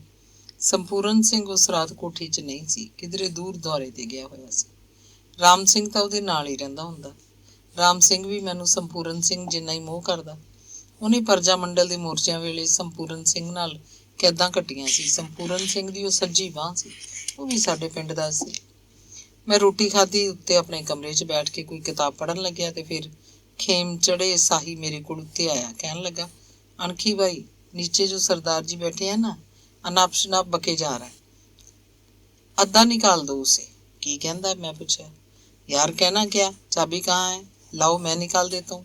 यार गलता दस, कहता की है वो? कहता जब भी आता हूँ पी के जाता हूँ, इस जवाक से को कोठी से नीचे पटका मारूंगा, समझता क्या है? तुम्हें कह दिया। मैं डर गया। बोतल कढ़ के मैं खेम नूं दे ਦਿੱਤੀ। ਉਹ ਬੰਦਾ ਉੱਤੇ ਮੇਰੇ ਕਮਰੇ 'ਚ ਆਇਆ ਤੇ ਮੇਰੇ ਕੋਲ ਬੈਠ ਕੇ ਪੀਣ ਲੱਗਿਆ। ਉਹਨਾਂ ਦਿਨਾਂ 'ਚ ਮੈਂ ਆਪ ਦਾਰੂ ਨਹੀਂ ਸੀ ਪੀਂਦਾ ਹੁੰਦਾ, ਕਦੇ ਕਦਾਈ ਪੀਂਦਾ। 2 ਪੈਗ ਉਹਨੇ ਪੀਤੇ, ਪਹਿਲਾਂ ਮੂੰਹ ਪਰੇ ਜੇ ਰੱਖਿਆ, ਫਿਰ ਮੇਰੇ ਵੱਲ ਇੱਕ ਟੱਕ ਝਾਕਣ ਲੱਗਿਆ। ਝਾਕਦਾ ਝਾਕਦਾ ਰੋ ਪਿਆ, ਉੱਠ ਕੇ ਮੈਨੂੰ ਜੱਫੀ 'ਚ ਲੈ ਲਿਆ। ਨਾ ਮੇਰਾ ਉਹ ਨਾਂ ਜਾਣਦਾ ਹੀ ਸੀ। ਰੋਈ ਵੀ ਜਾਵੇ, ਕਹੀ ਜਾਵੇ, ਓਏ ਛੋਟੇ ਵੀਰ ਅਣਖੀ, ਓਏ ਮੈਂ ਸਦਕੇ ਤੇਰੇ, ਓਏ ਮੈਂ ਤੋਂ ਅੱਜ ਬੜੀ ਗਲਤੀ ਹੋ ਜਾਣੀ ਸੀ, ਓਏ ਛੋਟੇ ਭਾਈ। ਜਿੰਨੀ ਦੇਰ ਉਹ ਮੇਰੇ ਕਮਰੇ 'ਚ ਬੈਠਾ ਰਿਹਾ, ਮੈਨੂੰ ਉੱਥੋਂ ਭੈ ਆਉਂਦਾ ਰਿਹਾ। ਅਗਲੇ ਦਿਨ ਸੰਪੂਰਨ ਸਿੰਘ ਆਇਆ ਤਾਂ ਮੈਂ ਬਹੁਤ ਉਦਾਸ ਤੇ ਪਰੇਸ਼ਾਨ ਹੋ ਕੇ ਉਹਨੂੰ ਗੱਲ ਦੱਸੀ। ਉਹ ਪਹਿਲਾਂ ਤਾਂ ਕੁਝ ਸੋਚਣ ਲੱਗਿਆ, ਫਿਰ ਕਹਿੰਦਾ ਬੋਤਲਾਂ ਵਾਲੀ ਅਲਮਾਰੀ ਦੀ ਚਾਬੀ ਮੈਨੂੰ ਫੜਾ ਦੇ। ਮੈਨੂੰ ਇਹ ਫੈਸਲਾ ਬਹੁਤ ਚੰਗਾ ਲੱਗਿਆ। ਕਾਲਜ ਮੈਂ ਬੜੀ ਠੁੱਕ ਨਾਲ ਜਾਂਦਾ, ਪਿੰਡ ਕਦੇ ਵੀ ਨਾ ਗਿਆ। ਪਿੰਡ ਜਾ ਕੇ ਕੀ ਲੈਣਾ ਸੀ? ਘਰੋਂ ਪੈਸੇ ਲਿਆਉਣ ਦੀ ਮੈਨੂੰ ਲੋੜ ਨਹੀਂ ਸੀ। ਪਿੰਡ ਦੇ ਲੋਕ ਆਉਂਦੇ ਜਾਂਦੇ ਰਹਿੰਦੇ, ਉਹਨਾਂ ਤੋਂ ਬੇਬੇ ਬਾਪੂ ਦਾ ਹਾਲ ਪੁੱਛ ਲੈਂਦਾ। ਸੋਮਾ ਆਪਣੇ ਮਾਪਿਆਂ ਕੋਲ ਸੀ। ਪੜ੍ਹਾਈ 'ਚ ਮੇਰਾ ਦਿਲ ਨਾ ਲੱਗਦਾ। ਕਾਲਜ ਜਾ ਕੇ ਪੀਰੀਅਡ ਦਾ ਸਾਰੇ ਅਟੈਂਡ ਕਰਦਾ, ਪਰ ਪ੍ਰੋਫੈਸਰ ਕੀ ਬੋਲਦੇ, ਕੀ ਪੜ੍ਹਾਉਂਦੇ, ਮੈਨੂੰ ਕੋਈ ਸਮਝ ਨਾ ਆਉਂਦੀ। ਸਿਰਫ ਪੰਜਾਬੀ ਦਾ ਪੀਰੀਅਡ ਸਮਝ 'ਚ ਆਉਂਦਾ ਸੀ। ਪ੍ਰੋਫੈਸਰ ਗੁਲਵੰਤ ਸਿੰਘ ਪੜ੍ਹਾਉਂਦਾ ਹੁੰਦਾ। ਹਿਸਟਰੀ ਤੇ ਇਕਨੋਮਿਕਸ ਅੰਗਰੇਜ਼ੀ 'ਚ ਪੜ੍ਹਾਈ ਜਾਂਦੀ। ਅੰਗਰੇਜ਼ੀ ਦਾ ਸਬਜੈਕਟ ਪ੍ਰੋਫੈਸਰ ਕੁਲਰਾਜ ਸਿੰਘ ਪੜ੍ਹਾਉਂਦਾ। ਉਹਦੀ ਅੰਗਰੇਜ਼ੀ ਦਾ ਸਟੈਂਡਰਡ ਬਹੁਤ ਉੱਚਾ ਸੀ। ਮੇਰੇ ਤਾਂ ਇੱਕ ਫਿਕਰਾ ਪੱਲੇ ਨਾ ਪੈਂਦਾ। ਆਪਣੇ ਜਾਣੇ ਉਹ ਸਾਰਾ ਜ਼ੋਰ ਲਾ ਕੇ ਪੜ੍ਹਾਉਂਦਾ ਹੁੰਦਾ। ਕੋਠੀ ਦੀ ਸ਼ਾਨ ਬਾਨ 'ਚ ਰਹਿਣ ਕਰਕੇ ਮੇਰਾ ਦਿਮਾਗ ਉਂਝ ਵੀ ਚੁੱਕਿਆ ਗਿਆ ਸੀ। ਇਹੋ ਜਿਹੇ ਬਾਦਸ਼ਾਹੀ ਠਾਠ ਬਾਠ ਮੈਂ ਕਦੋਂ ਦੇਖੇ ਸਨ। ਕੋਠੀ ਆ ਕੇ ਆਪਣੇ ਕਮਰੇ 'ਚ ਮੈਂ ਕਿਤਾਬ ਖੋਲ੍ਹਦਾ, ਕਿਤਾਬ ਦੇ ਅੱਖਰ ਮੇਰੀਆਂ ਅੱਖਾਂ ਸਾਹਮਣੇ ਫੁੱਲ ਜਾਂਦੇ। ਕੁਝ ਸਮਝ ਹੀ ਨਾ ਪੈਂਦੀ। ਕੋਠੀ ਦੇ ਨੌਕਰਾਂ ਚਾਕਰਾਂ ਨੇ ਮੈਨੂੰ ਸਿਰ ਚੜ੍ਹਾ ਰੱਖਿਆ ਸੀ। ਸੰਪੂਰਨ ਸਿੰਘ ਧੌਲਾ ਦਾ ਇੱਕ ਸਟੈਨੋ ਸੀ, ਨਿਰੰਜਨ ਸਿੰਘ, ਫਰੀਦਕੋਟ ਵੱਲ ਦਾ, ਬਹੁਤ ਸੁਲਝਿਆ ਹੋਇਆ ਬੰਦਾ ਸੀ ਤੇ ਨੇਕ। ਉਹਨੇ ਮੇਰੀ ਹਾਲਤ ਉੱਤੇ ਤਰਸ ਆਇਆ। ਸਾਈਕਲ ਉੱਤੇ ਕਾਲਜ ਤਾਂ ਮੈਂ ਨਿੱਤ ਜਾਂਦਾ, ਪਰ ਕੋਠੀ ਆ ਕੇ ਪੜ੍ਹਦਾ ਪੜ੍ਹਦਾ ਉੱਕਾ ਹੀ ਨਹੀਂ ਸੀ। ਨਿਰੰਜਨ ਸਿੰਘ ਧੌਲੇ ਕਈ ਵਾਰ ਜਾ ਆਇਆ ਸੀ ਤੇ ਮੇਰੀ ਮਾਂ ਨੂੰ ਜਾਣਦਾ ਸੀ। ਸਾਫ਼ ਸੀ ਕਿ ਘਰਦਿਆਂ ਨੇ ਮੈਨੂੰ ਪਟਿਆਲੇ ਸਿਰਫ ਪੜ੍ਹਾਈ ਕਰਨ ਲਈ ਸੰਪੂਰਨ ਸਿੰਘ ਕੋਲ ਛੱਡਿਆ ਹੋਇਆ ਸੀ। ਉਹ ਤਾਂ ਸਮਝਦੇ ਸੀ ਕਿ ਉਹਨਾਂ ਦਾ ਪੁੱਤ ਕਾਲਜ 'ਚ ਪੜ੍ਹਦਾ ਹੈ ਤੇ ਵਜ਼ੀਰ ਕੋਲ ਰਹਿੰਦਾ ਹੈ। ਇਹ ਇਲਮ ਉਹਨਾਂ ਨੂੰ ਉੱਕਾ ਹੀ ਨਹੀਂ ਸੀ ਕਿ ਉੱਥੇ ਮੈਂ ਸਾਹਿਬਜ਼ਾਦਿਆਂ ਵਾਂਗ ਕੋਠੀ 'ਚ ਰਹਿਣਾ ਤੇ ਬੇਮੁਹਾਰ ਛੁੱਤਰ ਵਾਂਗ ਫਿਰਦਾ। ਨਿਰੰਜਨ ਸਿੰਘ ਮੈਨੂੰ ਟੋਕਦਾ, ਕਾਕਾ ਜੀ ਕੋਈ ਅੱਖਰ ਵੀ ਕਦੇ ਦੇਖ ਲਿਆ ਕਰੋ। ਇੱਕ ਦਿਨ ਉਹਨੇ ਮੈਨੂੰ ਪੁੱਛਿਆ, ਤੈਨੂੰ ਸਰਵਿਸ ਦਵਾ ਦਿਆਂ ਕਿਤੇ? ਪੜ੍ਹਦਾ ਪੁੜਦਾ ਤਾਂ ਤੂੰ ਮੈਨੂੰ ਦੀਂਦਾ ਨਹੀਂ। ਸਰਵਿਸ ਕੀ? ਮੈਂ ਪੁੱਛਿਆ। ਕਿਤੇ ਵੀ ਕਲਰਕ ਸ਼ਲਰਕ ਲੱਗ ਜਾ, ਮੌਜਾਂ ਕਰੇਂਗਾ। ਸਦਾ ਵਾਸਤੇ ਨਹੀਂ, ਇਹ ਬਹਾਨਾ ਰਹਿਣੀਆਂ। ਮਿਨਿਸਟਰੀ ਤਾਂ ਕਦੇ ਵੀ ਟੁੱਟ ਸਕਦੀ ਹੈ, ਫਿਰ ਕਿੱਧਰ ਜਾਏਗਾ? ਲਵਾ ਦਿਓ ਫਿਰ, ਮੈਂ ਝੱਟ ਆਖ ਦਿੱਤਾ। ਉਹਨਾਂ ਦਿਨਾਂ 'ਚ ਪਟਿਆਲਾ ਸਟੇਟ ਦਾ ਇੱਕ ਮਹਿਕਮਾ ਹੁੰਦਾ, ਮਹਿਕਮਾ ਇਰਕਨਾਜਾਤ। ਇਸ ਸਮੇਂ ਮਹਿਕਮੇ ਅਧੀਨ ਸਾਰੀਆਂ ਸਰਕਾਰੀ ਬਿਲਡਿੰਗਾਂ ਤੇ ਰੈਸਟ ਹਾਊਸਾਂ ਦਾ ਇੰਤਜ਼ਾਮ ਸੀ ਤੇ ਹੁਣ ਇਸ ਮਹਿਕਮੇ ਅਧੀਨ 8 ਰਿਆਸਤਾਂ ਦੀਆਂ ਸਰਕਾਰੀ ਬਿਲਡਿੰਗਾਂ ਸਨ। ਪੈਪਸੂ ਸ਼ਬਦ ਅੰਗਰੇਜ਼ੀ 'ਚ Patiala and East Punjab states union ਦਾ ਸੰਖੇਪ ਸੀ। ਇਹਨਾਂ ਦਿਨਾਂ 'ਚ ਮਹਿਕਮਾ ਰਕਾਨਾਜਾਤ ਦਾ ਮੁੱਖ ਦਫ਼ਤਰ ਬਾਰਾਂਦਰੀ ਪੈਲੇਸ 'ਚ ਸੀ। ਨਿਰੰਜਨ ਸਿੰਘ ਉੱਥੇ ਗਿਆ, ਮੇਰੇ ਆਰਡਰ ਕਰਵਾ ਲਿਆ ਜਾਂ ਅਰਜੀ ਖੁਦ ਟਾਈਪ ਕਰਕੇ ਇਸ ਉੱਤੇ ਮੇਰੇ ਦਸਤਖਤ ਕਰਵਾ ਕੇ ਪਹਿਲਾਂ ਲੈ ਗਿਆ ਸੀ। ਉਹਨਾਂ ਦਿਨਾਂ 'ਚ ਕਲਰਕਾਂ ਦੇ 3 ਗ੍ਰੇਡ ਹੁੰਦੇ, 40 2 60 ਦਾ ਗ੍ਰੇਡ, 50 3 80 ਦਾ ਗ੍ਰੇਡ, 60 4 100 ਦਾ ਗ੍ਰੇਡ। ਮੈਨੂੰ ਸਭ ਤੋਂ ਵੱਡੇ ਗ੍ਰੇਡ 60 4 100 'ਚ ਨਿਯੁਕਤ ਕੀਤਾ ਗਿਆ। ਆਰਡਰ ਲੈ ਕੇ ਨਿਰੰਜਨ ਸਿੰਘ ਬੜੇ ਘਮੰਡ ਜਿਹੇ ਨਾਲ ਸੰਪੂਰਨ ਸਿੰਘ ਦੇ ਦਫ਼ਤਰ 'ਚ ਆਇਆ। ਮੈਂ ਉੱਥੇ ਬੈਠਾ ਸੀ। ਉਹਨੇ ਦੱਸਿਆ ਕਿ ਅਣਖੀ ਨੂੰ ਤਾਂ ਮੈਂ ਸਰਵਿਸ ਦਿਵਾਤੀ ਹੈ, ਪੜ੍ਹਦਾ ਤਾਂ ਇਹ ਲੱਗਦਾ ਨਹੀਂ, ਰੋਜ਼ਗਾਰ 'ਚ ਪੈ ਜਾਏਗਾ, ਚੰਗੀ ਗੱਲ ਹੈ। ਸੰਪੂਰਨ ਸਿੰਘ ਆਰਡਰ ਪੜ੍ਹ ਕੇ ਮੁਸਕਰਾਉਣ ਲੱਗ ਗਿਆ। ਫਿਰ ਮੇਰੇ ਵੱਲ ਝਾਕਿਆ, ਕਹਿੰਦਾ ਹਾਲੇ ਹੀ ਇਹਨੂੰ ਨੌਕਰੀ ਕਰਨ ਨੂੰ ਕੀ ਹੈ, ਇਹਨੂੰ ਤਾਂ ਆਪਾਂ ਹੀ BA ਕਰਾਉਣਾ ਹੈ। ਤੇ ਫਿਰ ਉਹਨੇ ਆਰਡਰ ਪਾੜ ਕੇ ਰੱਦੀ ਦੀ ਟੋਕਰੀ 'ਚ ਸੁੱਟ ਦਿੱਤਾ। ਨਿਰੰਜਨ ਸਿੰਘ ਬੇਸ਼ਰਮ ਜਿਹਾ ਹੋਇਆ ਖੜਾ ਸੀ। ਹੁਣ ਮੈਂ ਮੁਸਕਰਾ ਰਿਹਾ ਸੀ। ਸੰਪੂਰਨ ਸਿੰਘ ਮੈਨੂੰ ਕਹਿੰਦਾ, ਤੂੰ ਜਾ ਕਾਲਜ ਨੂੰ। ਸੰਪੂਰਨ ਸਿੰਘ ਸੱਚਮੁੱਚ ਚਾਹੁੰਦਾ ਸੀ ਕਿ ਮੈਂ BA ਕਰਾਂ, BA ਪਾਸ ਕਰਕੇ ਕੋਈ ਅਫਸਰ ਲੱਗਾ ਤੇ ਪਿੰਡ ਦਾ ਨਾਂ ਉੱਚਾ ਕਰਾਂ, ਪਰ ਇੰਝ ਹੋਣਾ ਕੁਦਰਤ ਨੂੰ ਮਨਜ਼ੂਰ ਨਹੀਂ ਸੀ। 1952 'ਚ ਭਾਰਤ ਦੀਆਂ ਪਹਿਲੀਆਂ ਆਮ ਚੋਣਾਂ ਹੋਈਆਂ। ਪੈਪਸੂ ਵਿਧਾਨ ਸਭਾ ਦੀ ਚੋਣ ਵੀ ਹੋਈ। ਸੰਪੂਰਨ ਸਿੰਘ MLA ਤਾਂ ਚੁਣਿਆ ਗਿਆ, ਪਰ ਉਹਨੂੰ ਮਿਨਿਸਟਰੀ 'ਚ ਨਾ ਲਿਆ ਗਿਆ। ਕੋਠੀ ਕਾਰ ਸਭ ਛੁੱਟ ਗਏ। ਮੇਰੇ ਲਈ ਸੰਕਟ ਖੜਾ ਹੋ ਗਿਆ ਕਿ ਹੁਣ ਰਹਾਂ ਕਿੱਥੇ। ਆਖਰੀ ਟਿਕਾਣਾ ਕਾਲਜ ਹੋਸਟਲ ਸੀ। ਬੰਦਾ ਭੇਜ ਕੇ ਸੰਪੂਰਨ ਸਿੰਘ ਨੇ ਮੈਨੂੰ ਹੋਸਟਲ 'ਚ ਦਾਖਲ ਕਰਾ ਦਿੱਤਾ। ਹੁਣ ਹੋਸਟਲ ਦਾ ਖਰਚ ਮੈਂ ਆਪਣੇ ਘਰੋਂ ਲਿਆਉਣ ਲੱਗਿਆ, ਪੜ੍ਹਾਈ ਦਾ ਖਰਚ ਵੀ। ਮੈਨੂੰ ਯਾਦ ਹੈ ਉਹਨਾਂ ਦਿਨਾਂ 'ਚ ਘਰ ਦੇ ਮੈਨੂੰ ਹਰ ਮਹੀਨੇ 70 ਰੁਪਏ ਦਿੰਦੇ। ਹੋਸਟਲ ਦੀ ਇੱਕ ਡਾਈਟ ਦਾ ਖਰਚ 6 ਆਨੇ ਹੁੰਦਾ ਸੀ। ਸਨਿਚਰਵਾਰ ਵਾਲੇ ਦਿਨ ਸ਼ਾਮ ਦੀ ਗੱਡੀ ਚੜ੍ਹ ਕੇ ਮੈਂ ਜੇ ਪਿੰਡ ਆ ਜਾਂਦਾ, ਐਤਵਾਰ ਪਿੰਡ ਹੀ ਗੁਜ਼ਾਰਦਾ, ਫਿਰ ਸੋਮਵਾਰ ਨੂੰ ਸਵੇਰ ਦੀ ਗੱਡੀ ਪਟਿਆਲੇ ਨੂੰ ਜਾਂਦਾ ਹੋਇਆ ਦੁਪਹਿਰ ਦੀ ਰੋਟੀ ਵੀ ਪਿੰਡੋਂ ਹੀ ਲੈ ਜਾਂਦਾ। ਇਹਨਾਂ 4 ਡਾਈਟਾਂ ਬਦਲੇ ਪਟਿਆਲੇ ਤੋਂ ਬਰਨਾਲੇ ਤੱਕ ਰੇਲ ਗੱਡੀ ਦਾ ਆਉਣ ਜਾਣ ਦਾ ਕਿਰਾਇਆ ਨਿਕਲ ਆਉਂਦਾ।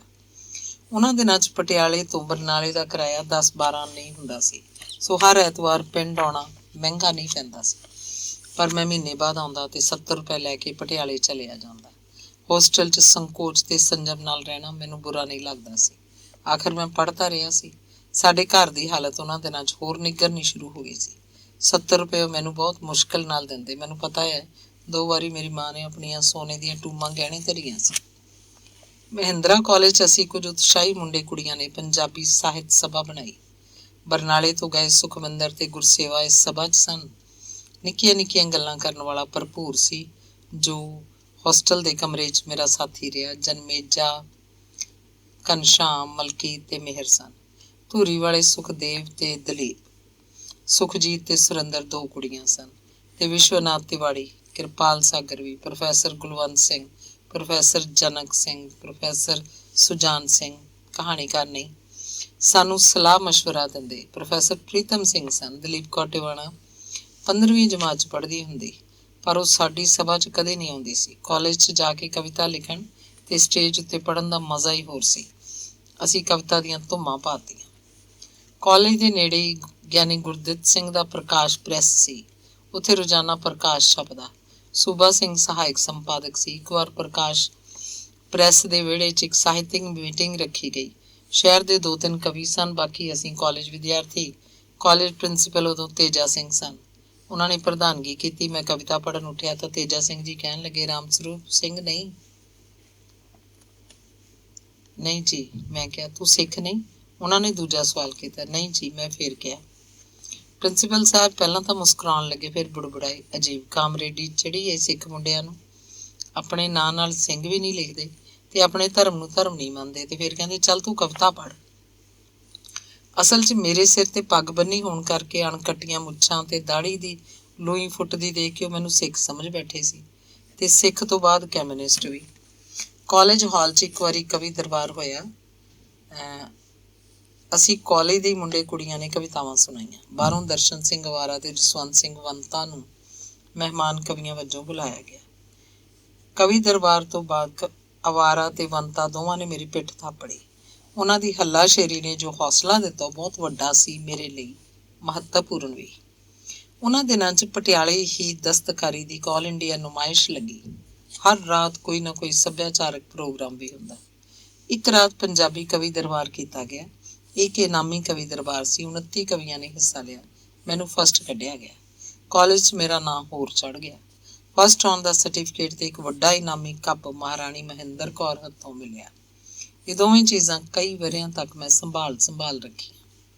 ਅਸੀਂ ਆਪ ਪੈਸੇ ਲਾ ਕੇ ਝਲਕਾਂ ਤੇ ਸਵੇਰਾ 2 ਕਾਵ ਪੈਂਫਲੇਟ ਛਾਪੇ। ਇਹਨਾਂ 'ਚ ਗੁਰਸੇਵੇ ਭਰਪੂਰ ਤੇ ਮੇਰੀਆਂ ਕਵਿਤਾਵਾਂ ਸਨ। ਤੇ ਫਿਰ ਕਾਲਜ ਮੈਗਜ਼ੀਨ ਮਹਿੰਦਰਾ ਵਿੱਚ ਮੇਰੀ ਕਵਿਤਾ ਹਰ ਸਾਲ ਛਪਦੀ ਰਹੀ। ਮੇਰੇ ਕਾਲਜ ਛੱਡਣ ਤੋਂ 2 ਸਾਲ ਬਾਅਦ ਤੱਕ ਵੀ ਗੱਲ ਕੀ ਆਪਣੀ ਸਮਝ ਅਨੁਸਾਰ ਮੈਂ ਇੱਕ ਪੂਰਾ ਕਵੀ ਬਣ ਚੁੱਕਿਆ ਸੀ। ਇੱਕ ਅਜੀਬ ਨਸ਼ਾ ਸੀ। ਬਾਕੀ ਕੁੱਲ ਗੱਲਾਂ ਤੇ ਦਿਲਚਸਪੀਆਂ ਮੈਨੂੰ ਇਸ ਨਸ਼ੇ ਤੋਂ ਥੱਲੇ ਰਹਿ ਗਈਆਂ ਲੱਗਦੀਆਂ। ਮੇਰੀ FA ਦਾ ਦੂਜਾ ਸਾਲ ਸੀ। ਉਹਨਾਂ ਦਿਨਾਂ 'ਚ ਮੈਂ ਪ੍ਰੋਫੈਸਰ ਮੋਹਨ ਸਿੰਘ ਦੇ 5 ਦਰਿਆ ਰਸਾਲੇ ਦੀ ਬੜੀ ਚੜ੍ਹਤ ਦੇਖੀ। ਵਧੀਆ ਜੇ ਕਾਗਜ਼ ਉੱਤੇ ਵਧੀਆ ਲਿਖ ਕੇ ਤੇ ਫਿਰ ਲਿਫਾਫੇ 'ਚ ਪਾ ਕੇ ਉੱਤੇ ਛਾਪੇ ਵਰਗਾ ਮੋਹਨ ਸਿੰਘ ਦਾ ਐਡਰੈਸ ਲਿਖ ਕੇ ਮੈਂ ਕਵਿਤਾਵਾਂ ਭੇਜਦਾ। ਹਫ਼ਤੇ 10 ਦਿਨਾਂ ਬਾਅਦ ਕਵਿਤਾ ਵਾਪਸ ਆ ਜਾਂਦੀ। ਕਈ ਕਵਿਤਾਵਾਂ ਮੁੜੀਆਂ। ਮੈਨੂੰ ਗੁੱਸਾ ਆਉਂਦਾ। ਮਹਿੰਦਰਾ ਕਾਲਜ 'ਚ ਤਾਂ ਮੈਂ ਮੰਨਿਆ ਕਵੀ ਸੀ, ਤੇ ਮੋਹਨ ਸਿੰਘ ਮੇਰੀ ਕਵਿਤਾ ਕਿਉਂ ਨਹੀਂ ਛਾਪਦਾ? 5 ਦਰਿਆ 'ਚ ਛਪਦੀਆਂ ਹੋਰ ਲੋਕਾਂ ਦੀਆਂ ਕਵਿਤਾਵਾਂ ਕਿੰਨੀਆਂ ਕੁ ਚੰਗੀਆਂ ਸਨ। ਇੱਕ ਦਿਨ ਮੈਂ ਪੂਰਾ ਖਿੱਚ ਕੇ ਇੱਕ ਲੰਮੀ ਚਿੱਠੀ ਲਿਖੀ ਤੇ ਪੋਸਟ ਕਰਤੀ। ਉਸ ਚਿੱਠੀ 'ਚ ਗਾਲਾਂ ਵਰਗੇ ਤੇਜ਼ ਤਰਾਰ ਫਿਕਰੇ ਸਨ।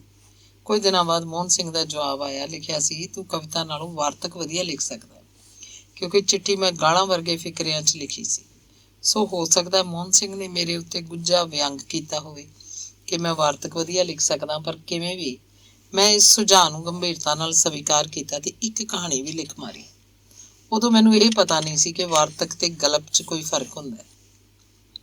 ਪ੍ਰੋਫੈਸਰਾਂ ਤੋਂ ਇੰਨਾ ਹੀ ਸਿੱਖਿਆ ਹੋਇਆ ਸੀ ਕਿ ਸਾਹਿਤ 2 ਪ੍ਰਕਾਰ ਦਾ ਹੁੰਦਾ, ਵਾਰਤਕ ਤੇ ਕਵਿਤਾ, ਗਦ ਤੇ ਪਦ। ਕਹਾਣੀ ਨੂੰ ਮੈਂ ਵਾਰਤਕ ਹੀ ਸਮਝਿਆ। ਕਹਾਣੀ 5 ਦਰਿਆ ਨੂੰ ਹੀ ਭੇਜੀ। ਲਓ ਜੀ, ਕਹਾਣੀ ਛਪ ਗਈ। ਨਾਂ ਸੀ ਨੰਦੂ ਪ੍ਰੋਹਤ। ਇਹ ਕਹਾਣੀ ਇੱਕ ਪੇਂਡੂ ਦੰਦ ਕਥਾ ਤੇ ਆਧਾਰਿਤ ਸੀ। ਨੰਦੂ ਪ੍ਰੋਹਤ ਮੇਰੀ ਪਹਿਲੀ ਕਹਾਣੀ ਸੀ, ਬਾਅਦ 'ਚ ਮੇਰੇ ਕਿਸੇ ਕਹਾਣੀ ਸੰਗ੍ਰਹਿ 'ਚ ਨਹੀਂ ਆਈ। ਨੰਦੂ ਪ੍ਰੋਹਤ ਛਪਣ ਨਾਲ ਮੇਰਾ ਹੌਸਲਾ ਖੁੱਲ੍ਹ ਗਿਆ ਤੇ ਫਿਰ ਮੈਂ ਕਵਿਤਾ ਦੇ ਨਾਲ ਕਹਾਣੀ ਵੀ ਕਦੇ ਲਿਖਦਾ, ਰਸਾਲਿਆਂ ਨੂੰ ਭੇਜਦਾ, ਛਪਦੀਆਂ ਰਹਿੰਦੀਆਂ। ਪੰਜ ਦਰਿਆ ਨੇ ਹੋਰ ਕਹਾਣੀਆਂ ਵੀ ਛਾਪੀਆਂ ਸਨ। ਮੇਰੀ ਇੱਕ ਕਹਾਣੀ ਵਾਪਸ ਭੇਜ ਕੇ ਮੋਹਨ ਸਿੰਘ ਨੇ ਲਿਖਿਆ ਸੀ, ਇਸ ਕਹਾਣੀ ਦੀਆਂ ਹੱਡੀਆਂ ਉੱਤੇ ਮਾਸ ਘੱਟ ਹੈ। ਇਹ ਚਿੱਠੀ ਬੜੇ ਅਦਬ ਨਾਲ ਮੈਂ ਹੁਣ ਤੱਕ ਸੰਭਾਲ ਕੇ ਰੱਖੀ ਹੋਈ ਹੈ। ਇਹਦਾ ਮੇਰੇ ਲਈ ਕਿੰਨਾ ਮਹੱਤਵ ਹੈ। ਕਾਸ਼ ਮੈਂ ਆਪਣੀ ਹਰ ਕਹਾਣੀ ਲਿਖਣ ਵੇਲੇ ਇਸ ਚਿੱਠੀ ਨੂੰ ਧਿਆਨ 'ਚ ਰੱਖਿਆ ਹੁੰਦਾ। ਮੇਰੇ ਪਹਿਲੇ 2-3 ਸੰਗ੍ਰਹਿਆਂ ਦੀਆਂ ਕੁਝ ਕਹਾਣੀਆਂ ਨੂੰ ਅਸ਼ਲੀਲ ਆਖਿਆ ਗਿਆ, ਕੁਝ ਕਹਾਣੀਆਂ ਨੂੰ ਸਿਰਫ ਘਟਨਾਵਾਂ ਹੀ ਤੇ ਕੁਝ ਨੂੰ ਕਿੱਸਾ ਗੋਈ। ਇਹਦਾ ਕਾਰਨ ਮੇਰੀ ਅਕਲ ਵਿੱਚ ਪਿੱਛੋਂ ਜਾ ਕੇ ਆਇਆ। ਇਸ ਕਿਸਮ ਦੀਆਂ ਕਹਾਣੀਆਂ ਦੀਆਂ ਹੱਡੀਆਂ ਉੱਤੇ ਜ਼ਰੂਰ ਹੀ ਮੈਥੋਂ ਘੱਟ ਮਾਸ ਰਹਿ ਗਿਆ ਹੋਵੇਗਾ। ਕਾਲਜ ਦਾ ਦੂਜਾ ਸਾਲ ਹੀ ਸੀ। ਇੱਕ ਵਾਰ ਮੈਂ ਅਹਿਮਦਪੁਰ ਗਿਆ। ਸੋਮਾ ਉੱਥੇ ਹੀ ਸੀ। ਮੈਂ ਉਹਨੂੰ ਲੈਣ ਗਿਆ ਸੀ। ਮੇਰੀ ਸੱਸ ਮੈਨੂੰ ਕਹਿੰਦੀ, ਸਾਊ ਤੁਹਾਡੇ ਘਰ ਇੰਨੀ ਜ਼ਮੀਨ ਹੈ, ਤੂੰ ਘਰੇ ਰਹੇਗਾ, ਪੜ੍ਹਾਈਆਂ 'ਚ ਕੀ ਪਿਆ।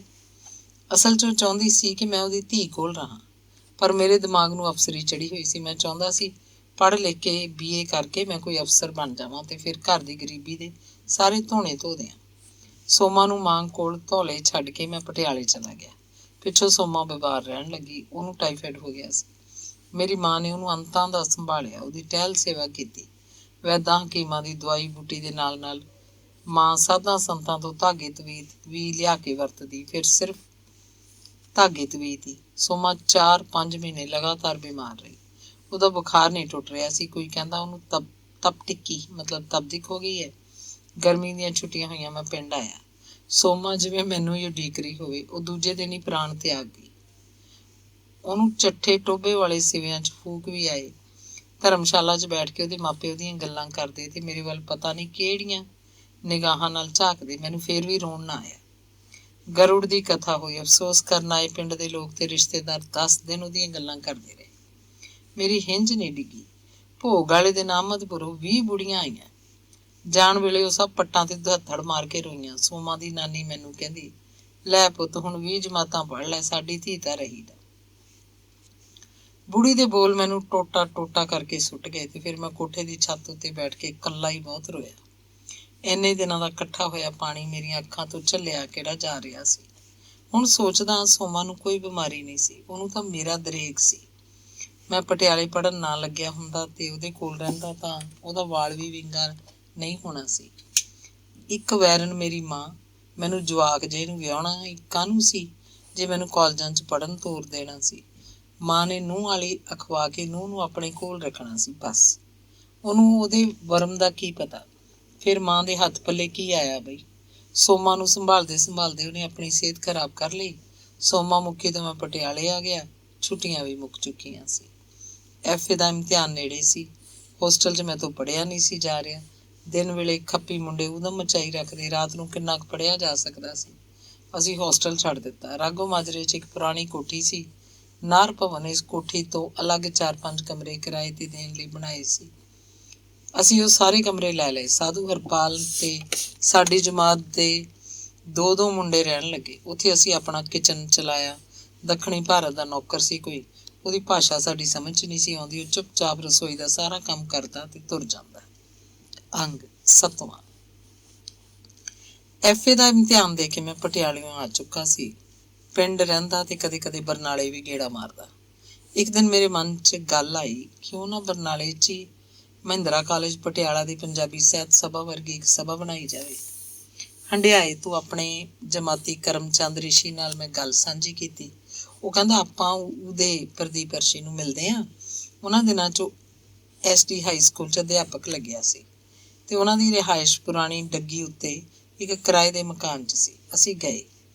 ਉਹ ਈਜ਼ਲ ਅੱਗੇ ਖੜਾ ਕੈਨਵਸ ਉੱਤੇ ਕੋਈ ਤੇਲ ਚਿੱਤਰ ਬਣਾਉਣ 'ਚ ਮਗਨ ਸੀ।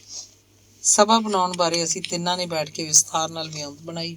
ਪਹਿਲਾਂ ਇੱਕ ਮੀਟਿੰਗ ਰੱਖੀ ਗਈ। ਬਰਨਾਲੇ ਦੇ ਸਾਹਿਤਿਕ ਇਤਿਹਾਸ 'ਚ ਪਹਿਲੀ ਮੀਟਿੰਗ ਸੀ।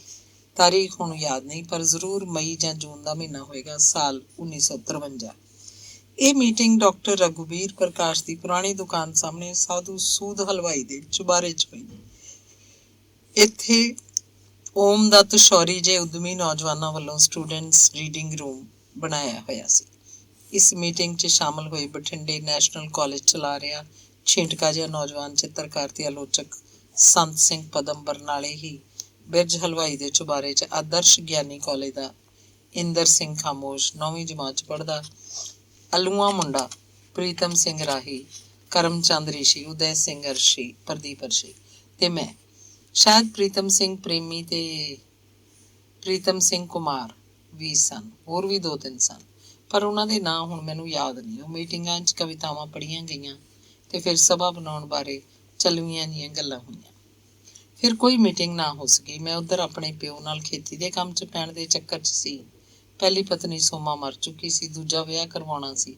ਇਸ ਦੌਰਾਨ ਪ੍ਰੀਤਮ ਸਿੰਘ ਰਾਹੀ ਨੇ ਦਰਸ਼ਨ ਨਾਂ ਦਾ ਇੱਕ ਮਾਸਿਕ ਪੱਤਰ ਪ੍ਰਕਾਸ਼ਿਤ ਕੀਤਾ ਅਕਤੂਬਰ 1954 'ਚ। ਇਹਦਾ ਦੂਜਾ ਅੰਕ ਪ੍ਰੈਸ ਵਿੱਚ ਹੀ ਪਿਆ ਰਹਿ ਗਿਆ। ਇਹਨਾਂ ਦਿਨਾਂ 'ਚ ਹੀ ਮੈਂ ਪ੍ਰੀਤਮ ਸਿੰਘ ਰਾਹੀ ਤੇ ਪ੍ਰੀਤਮ ਸਿੰਘ ਪ੍ਰੇਮੀ ਨੂੰ ਮਿਲਿਆ। ਅਸੀਂ ਰੇਲਵੇ ਸਟੇਸ਼ਨ ਦੇ ਬਾਹਰਲੇ ਗੇਟ ਸਾਹਮਣੇ ਇੱਕ ਦੁਕਾਨ ਤੇ ਪਤੌੜਾ ਨਾਲ ਚਾਹ ਪੀਤੀ ਤੇ ਕਵਿਤਾ ਦੀਆਂ ਗੱਲਾਂ ਕੀਤੀਆਂ। ਸਭਾ ਬਣਾਉਣ ਦੀ ਮੱਠੀ ਪੈ ਚੁੱਕੀ ਗੱਲ ਫਿਰ ਭਖ ਉੱਠੀ ਤੇ ਫਿਰ 7 ਅਗਸਤ ਨੂੰ ਜਾ ਕੇ ਇੱਕ ਮੀਟਿੰਗ ਹੋਈ। ਇਹਦੀ ਪ੍ਰਧਾਨਗੀ ਓਮ ਪ੍ਰਕਾਸ਼ ਖਿੱਪਲ ਨੇ ਕੀਤੀ। ਪੰਜਾਬੀ ਸਾਹਿਤ ਸਭਾ ਬਰਨਾਲਾ ਦਾ ਗਠਨ ਕੀਤਾ ਗਿਆ। ਪ੍ਰਧਾਨ ਪ੍ਰੀਤਮ ਸਿੰਘ ਪ੍ਰੇਮੀ, ਸਕੱਤਰ ਪ੍ਰੀਤਮ ਸਿੰਘ ਰਸੀਆ, ਖਜ਼ਾਨਚੀ ਪ੍ਰੀਤਮ ਸਿੰਘ ਰਾਹੀ। ਦੂਜੀ ਮੀਟਿੰਗ 'ਚ ਜਗੀਰ ਸਿੰਘ ਜਗਤਾਰ ਆ ਗਿਆ। ਉਹਨਾਂ ਦਿਨਾਂ 'ਚ ਉਹ ਕਮਿਊਨਿਸਟ ਪਾਰਟੀ ਦਾ ਸਰਗਰਮ ਵਰਕਰ ਸੀ। ਸਾਹਿਤ ਨੂੰ ਵੀ ਮੂੰਹ ਮਾਰਦਾ ਹੁੰਦਾ। ਜਾਣ ਪਛਾਣ ਹੋਣ ਲੱਗੀ ਤਾਂ ਤਿੰਨੇ ਅਹੁਦੇਦਾਰਾਂ ਦੇ ਨਾਂ ਪ੍ਰੀਤਮ ਸਿੰਘ ਸੁਣ ਕੇ ਜਗਤਾਰ ਨੇ ਆਪਣੀ ਜਾਣਕਾਰੀ ਦਿੱਤੀ ਹੈ ਕਿ ਮੇਰਾ ਨਾਂ ਪ੍ਰੀਤਮ ਸਿੰਘ ਜਗਤਾਰ। ਇਸ ਮੀਟਿੰਗ 'ਚ 5 ਮੈਂਬਰਾਂ ਦੀ ਇੱਕ ਕਮੇਟੀ ਬਣਾਈ ਗਈ ਜਿਹਨੇ ਸਭਾ ਦਾ ਸੰਵਿਧਾਨ ਤਿਆਰ ਕੀਤਾ। ਫਿਰ ਬਾਕਾਇਦਾ ਮੈਂਬਰਸ਼ਿਪ ਕੀਤੀ ਗਈ। ਸੰਵਿਧਾਨਕ ਢੰਗ ਨਾਲ ਚੋਣ ਹੋਈ। ਅਮਰ ਸਿੰਘ ਸੂਫੀ ਪ੍ਰਧਾਨ, ਸੱਸਾ ਪਦਮ ਮੀਤ ਪ੍ਰਧਾਨ, ਜਗੀਰ ਸਿੰਘ ਜਗਤਾਰ ਸਕੱਤਰ, ਰਾਮ ਸਰੂਪ ਅਣਖੀ ਪ੍ਰਚਾਰ ਸਕੱਤਰ ਤੇ ਪ੍ਰੀਤਮ ਸਿੰਘ ਰਾਹੀ ਖਜ਼ਾਨਚੀ ਚੁਣੇ ਗਏ। ਜਗੀਰ ਸਿੰਘ ਜਗਤਾਰ ਨੇ ਆਉਂਦੇ ਹੀ ਸਭਾ ਨੂੰ ਸਰਗਰਮ ਕਰ ਦਿੱਤਾ। ਕਮਿਊਨਿਸਟ ਪਾਰਟੀ 'ਚ ਕੰਮ ਕਰਨ ਦਾ ਤਜਰਬਾ ਹੋਣ ਕਰਕੇ ਉਹ ਸਭ ਜਥੇਬੰਦਕ ਢੰਗ ਤਰੀਕੇ ਜਾਣਦਾ ਸੀ। ਕਈ ਸਾਲਾਂ ਤੱਕ ਸੱਸਾ ਪਦਮ ਪ੍ਰਧਾਨ ਦੇ ਤੇ ਜਗੀਰ ਸਿੰਘ ਜਗਤਾਰ ਸਕੱਤਰ ਰਹੇ। ਦੋਵੇਂ ਜਣੇ ਸਭਾ ਦੀ ਜਿੰਦ ਜਾਨ ਸੀ ਤੇ ਨਾਲੇ ਉਹ 5 ਕਰਨ 50 ਕਰਨ ਕਿਸੇ ਮੈਂਬਰ ਨੂੰ ਕੋਈ ਇਤਰਾਜ਼ ਨਹੀਂ ਹੁੰਦਾ ਸੀ। ਵੈਦ ਗੁਰਮੁਖ ਸਿੰਘ ਪ੍ਰੀਤਮ ਸਿੰਘ ਰਾਹੀ ਦੇ ਬਾਬਾ ਜੀ ਸਨ। ਉਹਨਾਂ ਦੇ ਘਰ ਦੀ ਕੰਧ ਨਾਲ ਲੱਗਦੀ ਨਾਮਧਾਰੀ ਧਰਮਸ਼ਾਲਾ ਸੀ। ਇਹਦੀ ਨਿਗਰਾਨੀ ਬਾਬਾ ਜੀ ਕਰਦੇ। ਇੱਥੇ ਨਾਮਧਾਰੀ ਸਤਿਗੁਰੂ ਤੇ ਉਹਨਾਂ ਦੇ ਸ਼ਰਧਾਲੂ ਆ ਕੇ ਠਹਿਰਦੇ ਹੁੰਦੇ। ਇਸ ਧਰਮਸ਼ਾਲਾ ਦੇ ਅਗਲੇ ਹਿੱਸੇ 'ਚ 2 ਛੋਟੇ ਚੌਰਸ ਕਮਰੇ ਤੇ ਉਹਨਾਂ ਦੇ ਪਿੱਛੇ ਇੱਕ ਲੰਮਾ ਕਮਰਾ ਸੀ। ਮਗਰ ਲੰਮਾ ਚੌੜਾ ਵਿਹੜਾ। ਇਹ ਨਾਮਧਾਰੀ ਧਰਮਸ਼ਾਲਾ ਪੰਜਾਬੀ ਸਾਹਿਤ ਸਭਾ ਦਾ ਦਫ਼ਤਰ ਤੇ ਉਹਦੀ ਗਤੀਵਿਧੀਆਂ ਦਾ ਕੇਂਦਰ ਬਣ ਗਈ। ਹਰ ਐਤਵਾਰ ਸਾਹਿਤਿਕ ਮੀਟਿੰਗ ਹੁੰਦੀ, ਕਵਿਤਾਵਾਂ ਕਹਾਣੀਆਂ ਪੜ੍ਹੀਆਂ ਜਾਂਦੀਆਂ ਤੇ ਉਸਾਰੂ ਬਹਿਸ ਹੁੰਦੀ। ਇੱਕ ਸਮੇਂ ਤਾਂ ਸਭਾ ਦੇ 60-70 ਮੈਂਬਰ ਬਣ ਚੁੱਕੇ ਸਨ। ਉਹਨਾਂ ਦਿਨਾਂ 'ਚ ਮੈਂ ਬਹੁਤ ਕਵਿਤਾਵਾਂ ਲਿਖੀਆਂ, ਬਹੁਤੇ ਗੀਤ, ਸਟੇਜ ਉੱਤੇ ਗੀਤ ਮੈਂ ਗਾ ਕੇ ਪੜ੍ਹਦਾ। ਮੇਰੇ ਗੀਤ ਪ੍ਰੀਤ ਲੜੀ, ਕਵਿਤਾ, ਆਰਸੀ, ਜੀਵਨ ਪ੍ਰੀਤੀ ਤੇ ਪ੍ਰੀਤਮ 'ਚ ਛਪਦੇ। ਤੇ ਫਿਰ ਜੂਨ 57 'ਚ ਪੰਜਾਬੀ ਸਾਹਿਤ ਸਭਾ ਬਰਨਾਲਾ ਨੇ ਮੇਰੀ ਪਹਿਲੀ ਕਿਤਾਬ ਮਟਕ ਚਾਨਣਾ ਕਾਵਿ ਸੰਗ੍ਰਹਿ ਪ੍ਰਕਾਸ਼ਿਤ ਕੀਤੀ। 70 ਸਫ਼ਿਆਂ ਦੀ ਇਹ ਪੇਪਰ ਬੈਕ ਕਿਤਾਬ ਸੀ। ਇਸ 'ਚ ਮੇਰੀਆਂ 30 ਕਵਿਤਾਵਾਂ, ਗੀਤ ਤੇ ਗਜ਼ਲਾਂ ਸਨ। ਇਹਦੀ ਪ੍ਰਸਤਾਵਨਾ ਪ੍ਰੋਫੈਸਰ ਪ੍ਰੇਮ ਪ੍ਰਕਾਸ਼ ਸਿੰਘ ਨੇ ਲਿਖੀ ਸੀ ਤੇ ਪ੍ਰਵੇਸ਼ਕਾ ਸਭਾ ਦੇ ਸਕੱਤਰ ਜਗੀਰ ਸਿੰਘ ਜਗਤਾਰ ਨੇ ਲਿਖਿਆ ਸੀ। ਅਣਖੀ 24-25 ਵਰ੍ਹਿਆਂ ਦਾ ਨੌਜਵਾਨ ਕਵੀ ਹੈ। ਇਹਦੇ ਛਲਕਦੇ ਜਜ਼ਬੇ ਕਵਿਤਾ ਦੀ ਰੂਪ 'ਚ ਸਾਡੇ ਸਾਹਮਣੇ ਹਨ। ਇਸ ਓਪਰੀ ਨਿਗਾਹ ਨਾਲ ਵੇਖਣ ਵਾਲੀ ਮੰਜ਼ਿਲ ਨੂੰ ਪਾਰ ਕਰਕੇ ਅਨੁਭਵ ਦੀਆਂ ਡੂੰਘਾਈਆਂ ਵੱਲ ਜਾ ਰਿਹਾ ਹੈ। ਮੁੱਢ ਬੜਾ ਸ਼ਾਨਦਾਰ ਬਚ ਚੁੱਕਾ ਹੈ। ਭਵਿੱਖ 'ਚ ਇਸ ਤੋਂ ਬੜੀਆਂ ਆਸਾਂ ਹਨ। ਮਟਕ ਚਾਨਣਾ ਦਾ ਮੁੱਲ ਸੀ ਸਿਰਫ 1 ਰੁਪਈਆ। ਇੱਕ ਸਮਾਂ ਸੀ ਜਦੋਂ 20-30 ਮੀਲ ਸਾਈਕਲ ਉੱਤੇ ਸਫ਼ਰ ਕਰਕੇ ਮੈਂਬਰ ਬਰਨਾਲੇ ਮੀਟਿੰਗ ਉੱਤੇ ਪਹੁੰਚਦੇ ਤੇ ਉਤਸ਼ਾਹਿਤ ਹੋ ਕੇ ਮੁੜਦੇ। ਉਸਾਰੂ ਟੀਕਾ ਟਿੱਪਣੀ ਹੁੰਦੀ, ਕੋਈ ਖਹਿਬਾਜ਼ੀ ਨਹੀਂ, ਕੋਈ ਹਸਦ ਈਰਖਾ ਨਹੀਂ। ਪੁੰਗਰ ਰਹੇ ਲੇਖਕਾਂ ਦਾ ਇੱਕ ਸਮੂਹ ਸੀ ਜੋ ਕਾਫਲੇ ਵਾਂਗ ਅੱਗੇ ਵੱਧਦਾ ਜਾ ਰਿਹਾ ਸੀ। ਬਰਨਾਲਾ ਸਾਹਿਤਿਕ ਲਹਿਰ ਨਾਲ ਜੁੜੇ ਲੇਖਕਾਂ ਦੀ ਗਿਣਤੀ ਕਰੀਏ ਤਾਂ ਉਹਨਾਂ ਵਿੱਚੋਂ ਲਗਭਗ 50 ਲੇਖਕ ਅਜਿਹੇ ਜ਼ਰੂਰ ਨਿਕਲ ਆਉਣਗੇ ਜਿਨ੍ਹਾਂ ਦੀ ਘੱਟੋ ਘੱਟ ਇੱਕ ਕਿਤਾਬ ਛਪੀ ਹੋਈ ਹੈ। ਬਰਨਾਲਾ ਖੇਤਰ ਦੀ ਇਹ ਕੋਈ ਘੱਟ ਪ੍ਰਾਪਤੀ ਨਹੀਂ। ਲੇਖਕਾਂ ਦੀਆਂ ਸਾਰੀਆਂ ਕਿਤਾਬਾਂ ਦਾ ਭਾਰ ਤੋਲਣਾ ਹੋਵੇ ਤੇ ਜੇ ਵੱਡਾ ਨੇ ਇੱਕ ਛੋਟਾ ਟਰੱਕ ਜ਼ਰੂਰ ਭਰ ਜਾਏਗਾ। ਅੰਗ 8ਵਾਂ। ਪਟਿਆਲੇ ਜਾ ਕੇ 11ਵੀਂ ਜਮਾਤ 'ਚ ਪ੍ਰੀਤ ਲੜੀ ਪੜ੍ਹਨ ਲੱਗ ਪਿਆ ਸੀ। 2-4 ਅੰਕ ਪੜ੍ਹ ਕੇ ਹੀ ਮੈਂ ਗੁਰਬਖਸ਼ ਸਿੰਘ ਦਾ ਮੁਰੀਦ ਬਣ ਗਿਆ। ਹਰ ਮਹੀਨੇ ਬੇਸਬਰੀ ਨਾਲ ਪ੍ਰੀਤ ਲੜੀ ਦੀ ਉਡੀਕ ਕਰਦਾ। ਗੁਰਬਖਸ਼ ਸਿੰਘ ਦੇ ਲੇਖ ਪੜ੍ਹ ਕੇ ਨਵੇਂ ਢੰਗ ਦੀ ਜੀਵਨ ਜਾਚ ਮਿਲਦੀ। ਸਾਹਿਬਜ਼ਾਦਿਆਂ ਵਾਂਗ ਜਿਉਣ ਤੇ ਕਿਸੇ ਨੂੰ ਆਖਰੀ ਬੂੰਦ ਪੀ ਜਾਣ ਦੀ ਹੱਦ ਤੱਕ ਪਿਆਰ ਕਰਨ ਨੂੰ ਜੀ ਕਰਦਾ। ਪਿਆਰੀਆਂ ਪਿਆਰੀਆਂ ਚਿੱਠੀਆਂ ਲਿਖਣ ਦੀ ਜਾਚ ਮੈਨੂੰ ਗੁਰਬਖਸ਼ ਸਿੰਘ ਦੀ ਜਾਦੂ ਲੇਖਣੀ ਨੇ ਸਿਖਾਈ। ਗੱਲ ਵੱਕੜੀ, ਹੱਥ ਕੁੱਟਣੀ, ਚੁੰਮਣ 'ਚ ਸ਼ਬਦ ਵਰਤਣ ਨੂੰ ਮਿਲੇ। ਮੇਰਾ ਇਹ ਪ੍ਰੀਤ ਲੜੀ ਪੜ੍ਹਨ ਦਾ ਸਿਲਸਿਲਾ ਲਗਭਗ 20 ਸਾਲ ਚੱਲਦਾ ਰਿਹਾ ਹੋਏਗਾ ਤੇ ਫਿਰ ਜਿਨ੍ਹਾਂ ਦਿਨਾਂ 'ਚ ਪੰਜਾਬ ਦੀ ਨਕਸਲਵਾੜੀ ਲਹਿਰ ਜ਼ੋਰਾਂ ਉੱਤੇ ਆਈ, ਪ੍ਰੀਤ ਲੜੀ ਦੇ ਪਾਠਕਾਂ ਉੱਤੇ ਵੀ ਇਹਦਾ ਅਸਰ ਪੈਣ ਲੱਗਿਆ। ਆਖਿਆ ਜਾਂਦਾ ਹੈ ਕਿ ਪ੍ਰੀਤ ਲੜੀ ਦੇ ਪਾਠਕ ਪ੍ਰੀਤ ਲੜੀ ਤੋਂ ਅਗਾਂਹ ਲੰਘ ਗਏ ਹਨ। ਕਾਫੀ ਸਾਰੇ ਲੋਕ ਪ੍ਰੀਤ ਲੜੀ ਨੂੰ ਪੜ੍ਹਨਾ ਛੱਡ ਗਏ। ਉਹਨਾਂ ਵਿੱਚ ਉਦੋਂ ਮੈਂ ਵੀ ਸੀ। 1954 ਦੇ ਦਿਨ ਸਨ। ਮੈਂ ਇੱਕ ਵਧੀਆ ਕਿਸਾਨ ਬਣਨ ਦਾ ਸੁਪਨਾ ਲੈ ਲਿਆ। ਗੁਰਬਖਸ਼ ਸਿੰਘ ਨੂੰ ਚਿੱਠੀ ਲਿਖੀ ਕਿ ਮੇਰਾ ਬਾਪ ਕਿਸਾਨ ਹੈ, ਸਾਡੇ ਕੋਲ 70 ਘੁਮਾਣ ਜ਼ਮੀਨ ਹੈ, ਚਾਹੇ ਅੱਧੀ ਜ਼ਮੀਨ ਗਹਿਣੇ ਟਿਕੀ ਹੋਈ ਸੀ। ਮੈਂ ਐਫਏ ਗਿਆਨੀ ਹਾਂ, BA ਕਰਕੇ ਕੋਈ ਨੌਕਰੀ ਕਰਾਂ ਜਾਂ ਬਾਪੂ ਨਾਲ ਖੇਤੀ ਦੇ ਕੰਮ 'ਚ ਪੈ ਜਾਵਾਂ। ਪ੍ਰੀਤ ਲੜੀ ਨੇ ਮੇਰੇ ਝਰੋਖੇ 'ਚੋਂ ਕਾਲਮ 'ਚ ਇਹ ਖੱਤ ਛਾਪਿਆ। ਗੁਰਬਖਸ਼ ਸਿੰਘ ਨੇ ਸਲਾਹ ਦਿੱਤੀ ਕਿ ਮੈਂ ਖੇਤੀ ਦਾ ਕੰਮ ਕਰਾਂ। ਦੇਸ਼ ਦੇ ਨੌਜਵਾਨਾਂ ਨੂੰ ਸਰਕਾਰੀ ਨੌਕਰੀ ਦੀ ਝਾਕ ਨਹੀਂ ਰੱਖਣੀ ਚਾਹੀਦੀ। ਕਿਸੇ ਦਿਨ ਖੇਤੀ ਦਾ ਕੰਮ ਇੱਕ ਸਨਅਤ ਬਣ ਜਾਏਗਾ। ਮਸ਼ੀਨਾਂ ਰਾਹੀਂ ਖੇਤੀ ਹੋਣ ਲੱਗ ਪਏਗੀ। ਖੇਤੀਬਾੜੀ ਦਾ ਭਵਿੱਖ ਬੜਾ ਸ਼ਾਨਦਾਰ ਹੈ। ਦਾਰਜੀ ਦੀ ਸਲਾਹ ਨੇ ਮੈਨੂੰ ਉਛਾਲ ਦਿੱਤਾ। ਮੇਰੇ ਸੁਪਨੇ ਨੇ ਮੇਰੇ ਦਿਮਾਗ ਨੂੰ ਜਿਵੇਂ ਘੂਕੀ ਝਾੜ ਦਿੱਤੀ ਹੋਵੇ। ਇੱਕ ਨਸ਼ਾ ਜਿਹਾ ਜੋ ਧਰਤੀ ਉੱਤੇ ਅੱਡੀ ਨਹੀਂ ਲੱਗਣ ਦੇ ਰਿਹਾ ਸੀ। ਸੰਪੂਰਨ ਸਿੰਘ ਧੌਲਾ ਦੀ ਸਿਫਾਰਿਸ਼ ਲਵਾ ਕੇ ਪੈਪਸੂ ਦੇ ਖੇਤੀਬਾੜੀ ਮਹਿਕਮੇ ਤੋਂ ਮੈਂ 1200 ਰੁਪਇਆ ਖੂਹ ਲਾਉਣ ਲਈ ਤੇ 2000 ਰੁਪਇਆ ਪੰਪਿੰਗ ਸੈੱਟ ਖਰੀਦਣ ਲਈ ਕਰਜ਼ਾ ਲੈ ਲਿਆ। ਇਹ ਛਮਾਈ ਕਿਸ਼ਤਾਂ ਰਾਹੀਂ 5 ਸਾਲਾਂ 'ਚ ਮੋੜਨਾ ਸੀ। ਹੰਡਿਆਏ ਵਾਲੇ ਖੇਤ ਕੱਸੀ 'ਚ ਮੋਗੀ ਲੱਗੀ ਹੁੰਦੀ। ਸਾਡੇ ਇਸ 22 ਘੁਮਾਂ ਖੇਤ ਦੇ ਵਿੱਚ ਕੱਸੀ ਲੰਘਦੀ ਸੀ। ਅੱਧਾ ਖੇਤ ਕੱਸੀ ਦੇ ਉਸ ਪਾਸੇ, ਅੱਧਾ ਇਸ ਪਾਸੇ। ਮੋਗੀ ਸਾਡੀ ਕੱਲਿਆਂ ਦੀ ਸੀ। ਜਿਸ ਵੇਲੇ ਬੰਦ ਕਰਨੀ ਹੁੰਦੀ ਬੰਦ ਕਰਦੇ, ਜਿਸ ਵੇਲੇ ਖੋਲ੍ਹਣੀ ਹੁੰਦੀ ਖੋਲ੍ਹ ਲੈਂਦੇ। ਕਿਸੇ ਦੂਜੇ ਦੀ ਕੋਈ ਰੋਕ ਟੋਕ ਨਹੀਂ ਸੀ। ਉਹਨਾਂ ਦਿਨਾਂ 'ਚ ਸਾਡੇ ਘਰ ਨੂੰ ਮੋਗੀ ਵਾਲੇ ਬਾਹਮਣ ਵੀ ਆਖਦੇ। ਫਿਰ ਕੱਸੀ ਬੰਦ ਹੋ ਗਈ। 22 ਘੁਮਾਂ ਦਾ ਲਹਿਰਾਂ ਬਹਿਰਾਂ ਮਾਰਦਾ ਖੇਤ ਉਜਾੜ ਬੀਆਬਾਨ ਬਣ ਕੇ ਰਹਿ ਗਿਆ। ਆਲੇ ਦੁਆਲੇ ਦੇ ਖੇਤਾਂ ਵਾਲੇ ਲੋਕਾਂ ਨੇ ਕੱਛਾਂ ਵਜਾਈਆਂ। ਬਾਪੂ ਨੂੰ ਬਹੁਤ ਨਮੋਸ਼ੀ ਹੋਈ। ਲੋਕ ਉਤਲੇ ਮਨੋਂ ਤਾਂ ਹਮਦਰਦੀ ਕਰਦੇ, ਅੰਦਰੋਂ ਖੁਸ਼ ਹੁੰਦੇ। ਬਾਹਮਣ ਮਸਾਂ ਹੀ ਮੋਗੀ ਵਾਲਾ ਖਵਾਉਂਦਾ ਸੀ। ਚੌੜਾ ਹੋ ਬਹਿੰਦਾ ਹੁੰਦਾ। ਹੁਣ ਲੱਗੂ ਪਤਾ। ਮੋਗੀ ਵਾਲੇ ਥਾਂ ਦੇ ਕੋਲ ਹੀ ਖੂਹ ਲਾ ਕੇ ਜਦੋਂ ਮੈਂ ਪੰਪਿੰਗ ਸੈੱਟ ਗੱਡ ਦਿੱਤਾ ਤਾਂ ਆਲੇ ਦੁਆਲੇ ਦੇ ਖੇਤਾਂ ਉੱਤੇ ਅਜੀਬ ਪ੍ਰਭਾਵ ਸੀ। ਪੰਪਿੰਗ ਸੈੱਟ ਦੀ 4 ਇੰਚੀ ਪਾਈਪ 'ਚ ਮੋਗੀ ਨਾਲੋਂ ਚੌਗਣਾ ਪਾਣੀ ਡਿੱਗਦਾ ਦੇਖਣ ਲਈ ਉਹ 4-4, 5-5 ਦੀਆਂ ਟੋਲੀਆਂ ਬਣਾ ਕੇ ਆਉਂਦੇ। ਉਤਲੇ ਮਨੋਂ ਬਾਪੂ ਨੂੰ ਆਖਦੇ, ਆਹ ਤਾਂ ਹੱਦ ਕਰਤੀ ਪੰਡਤਾ, ਮੋਗੀ ਹੁਣ ਤੇਰੇ ਕੀ ਯਾਦ ਆ। ਪਰ ਅੰਦਰੋਂ ਮੱਚ ਕੇ ਤੁਰ ਜਾਂਦੇ। ਆਖਦੇ, ਦੇਖਾਂਗੇ ਕਿੰਨੇ ਕੁ ਦਿਨ ਚੱਲਦਾ ਬੰਬਾ ਬਾਹਮਣ ਦਾ। ਉਨੀ ਦਿਨੀ ਖੇਤੀ ਦੀ ਦੁਨੀਆ 'ਚ ਪੰਪਿੰਗ ਸੈੱਟ ਇੱਕ ਨਵੀਂ ਚੀਜ਼ ਸੀ। ਪਹੁੰਚ ਵਾਲੇ ਘਰ ਹੀ ਇਹ ਲਾਉਣ ਦੀ ਹਿੰਮਤ ਕਰਦੇ। ਧੌਲੇ 'ਚ 3 ਘਰਾਂ ਨੇ ਪੰਪਿੰਗ ਸੈੱਟ ਲਵਾਏ, ਪਰ ਤਿੰਨਾਂ ਨੇ ਕਰਜ਼ਾ ਲੈ ਕੇ। ਦੂਜੇ 2 ਘਰ ਸਨ ਸਰਦਾਰ ਲਛਮਣ ਸਿੰਘ ਤੇ ਲਾਲਾ ਚਰਨਜੀ ਲਾਲ। ਦੋਵਾਂ ਘਰਾਂ ਕੋਲ ਸਾਤੋਂ ਵੱਧ ਜ਼ਮੀਨ ਸੀ। ਖੂਹ ਲਾਉਣ ਵੇਲੇ ਤੇ ਫਿਰ ਇੰਜਣ ਵਾਸਤੇ ਕੋਠਾ ਛੱਤਣ ਤੇ ਖੂਹ 'ਚ ਬਿਜਲੀ ਲਾਉਣ ਲਈ ਜਿੰਨਾ ਕਰੜਾ ਸੰਘਰਸ਼ ਮੈਨੂੰ ਕਰਨਾ ਪਿਆ, ਉਹ ਮੈਨੂੰ ਸਾਰੀ ਉਮਰ ਯਾਦ ਰਹੇਗਾ। ਘਰ ਦੀ ਇੱਕ ਇੱਕ ਚੀਜ਼ ਵਿਕਦੀ ਚਲੀ ਗਈ। ਗਹਿਣੇ ਧਰੀ ਜ਼ਮੀਨ ਉੱਤੇ ਹੋਰ ਰੁਪਏ ਲਏ ਗਏ। ਪਹਿਲੇ ਸਾਲ ਸਾਰੇ ਦੇ ਸਾਰੇ ਖੇਤ ਵਿੱਚ ਕਣਕ ਬੀਜੀ ਸੀ। ਬੰਤ ਚਮਿਆਰ ਮੇਰਾ ਸੀਰੀ ਹੁੰਦਾ। ਬਾਪੂ ਤੇ ਚਾਚਾ ਸਾਡੇ ਨਾਲ ਕੰਮ ਕਰਾਉਂਦੇ। ਉਹਨਾਂ ਦਿਨਾਂ 'ਚ ਸੜਕਾਂ ਨਹੀਂ ਸਨ। ਬਰਨਾਲੇ ਨੂੰ ਸਿਰਫ 2 ਸੜਕਾਂ ਸੀ, ਧਨੌਲੇ ਤੋਂ ਬਰਨਾਲਾ ਤੇ ਹੰਡਿਆਏ ਤੋਂ ਬਰਨਾਲਾ। ਇੰਜਣ ਵਾਸਤੇ ਡੀਜ਼ਲ ਦਾ ਪੀਪਾ ਲੈਣ ਲਈ ਸਾਈਕਲ ਉੱਤੇ ਹੰਡਿਆਏ ਤੱਕ ਮੈਂ ਕੱਚੇ ਰਾਹ ਜਾਂਦਾ। ਫਿਰ ਹੰਡਿਆਏ ਤੋਂ ਬਰਨਾਲੇ ਤੱਕ ਜੋ ਸੜਕ ਸੀ ਉਸ ਵਿੱਚ ਹਰ 20 ਕਦਮਾਂ ਉੱਤੇ ਉਖਲੀ ਹੁੰਦੀ। ਤਾਂਗੇ ਚੱਲਦੇ। ਕਦੇ ਕਦੇ ਅਜਿਹਾ ਹੁੰਦਾ ਉਧਰ ਕਣਕ ਸੁੱਕ ਰਹੀ ਹੁੰਦੀ ਤੇ ਉਧਰ ਮੇਰੀ ਜੇਬ 'ਚ ਡੀਜ਼ਲ ਲਿਆਉਣ ਲਈ ਕੋਈ ਪੈਸਾ ਨਾ ਹੁੰਦਾ। ਇੱਕ ਵਾਰ ਮੈਂ ਆਪਣੀ ਘੜੀ ਵੇਚ ਕੇ ਡੀਜ਼ਲ ਲਿਆਂਦਾ। ਬਾਪੂ ਖੇਤ 'ਚ ਦੂਰ ਤੱਕ ਖੜੀ ਕਣਕ ਦਾ ਸਮੁੰਦਰ ਦੇਖਦਾ ਤਾਂ ਖੁਸ਼ ਹੋ ਜਾਂਦਾ, ਪਰ ਉਹ ਅੰਦਰੋਂ ਨਾਰਾਜ਼ ਸੀ। ਇਹ ਬੰਬਾ ਜਿਹਾ ਲਾ ਕੇ ਖੇਤੀ ਕਰਨ ਦਾ ਕੰਮ ਉਹਨੂੰ ਚੰਗਾ ਨਹੀਂ ਲੱਗਿਆ ਸੀ। ਉਹਨੇ ਤਾਂ ਚਾਹਿਆ ਸੀ ਮੈਂ 4 ਜਮਾਤਾਂ ਪਾਸ ਕਰਕੇ ਮਾਲ ਪਟਵਾਰੀ ਬਣਦਾ। ਰਿਸ਼ਵਤਾਂ ਲੈ ਲੈ ਨੋਟਾਂ ਨਾਲ ਘਰ ਭਰ ਦਿੰਦਾ। ਗਹਿਣੇ ਧਰੀ ਸਾਰੀ ਜ਼ਮੀਨ ਛੁਡਵਾ ਲੈਂਦਾ ਤੇ ਫਿਰ 70 ਦੀ 100 ਘੁਮਾ ਬਣਾ ਦਿੰਦਾ। ਉਹ ਲੰਮਾ ਟੌਰਾ ਛੱਡ ਕੇ ਉੱਚੇ ਤੁਰਲੇ ਵਾਲੀ ਪੱਗ ਬੰਨ੍ਹ ਕੇ ਸ਼ਰੀਕਾਂ 'ਚ ਹਿੱਕ ਕੱਢ ਕੇ ਬੈਠਦਾ। ਤੇ ਫਿਰ ਜਦੋਂ ਮੈਂ 12 ਜਮਾਤ ਪਾਸ ਕਰ ਗਿਆ, ਬਾਪੂ ਚਾਹੁੰਦਾ ਸੀ ਮੈਂ ਕੋਈ ਅਫਸਰ ਬਣਾ, ਤਹਿਸੀਲਦਾਰ ਜਿੱਡਾ ਅਫਸਰ। ਘੋੜੀ ਤੇ ਚੜ੍ਹ ਕੇ ਪਿੰਡਾਂ 'ਚ ਜਾਵਾਂ ਤੇ ਲੋਕ ਝੁੱਕ ਝੁੱਕ ਕੇ ਮੈਨੂੰ ਸਲਾਮਾਂ ਕਰਨ। ਉਹਦੇ ਵਾਲੀ ਖੇਤੀ ਦੇ ਨਖਿੱਧ ਕੰਮ 'ਚ ਪੈ ਕੇ ਮੈਂ ਬਾਪੂ ਦਾ ਸੁਪਨਾ ਮਿੱਟੀ 'ਚ ਰੋਲਤਾ। ਬਾਪੂ ਤੇ ਮੈਂ ਖੇਤ 'ਚ ਕਿਆਰਿਆਂ ਦੀਆਂ ਵੱਟਾਂ ਪਾ ਰਹੇ ਹੁੰਦੇ। ਮੈਂ ਜਿੰਦਰਾ ਦੱਬਦਾ, ਉਹ ਅੱਗੋਂ ਰੱਸਾ ਖਿੱਚਦਾ। ਜਿੰਦਰਾ ਮੈਥੋਂ ਬਹੁਤਾ ਦੱਬਿਆ ਜਾਂਦਾ ਜਾਂ ਦੱਬਿਆ ਹੀ ਨਾ ਜਾਂਦਾ ਤਾਂ ਬਾਪੂ ਮੈਨੂੰ ਗਾਲਾਂ ਕੱਢਣ ਲੱਗਦਾ। ਅਸਲ 'ਚ ਉਹਦੇ ਮੂੰਹੋਂ ਮੇਰੇ ਜਿੰਦਰੇ ਦੇ ਕੰਮ ਨੂੰ ਦੇਖ ਕੇ ਗਾਲਾਂ ਨਹੀਂ ਨਿਕਲਦੀਆਂ ਸੀ। ਉਹ ਤਾਂ ਮੇਰੇ ਖੇਤੀ ਕਰਨ ਦੇ ਗਲਤ ਫੈਸਲੇ ਨੂੰ ਗਾਲਾਂ ਕੱਢਦਾ, ਖਿਝਦਾ, ਕਚੀਚੀਆਂ ਵੱਟਦਾ, ਕਦੇ ਕਦੇ ਆਰਾਮ ਨਾਲ ਵੀ ਗੱਲ ਕਰਦਾ।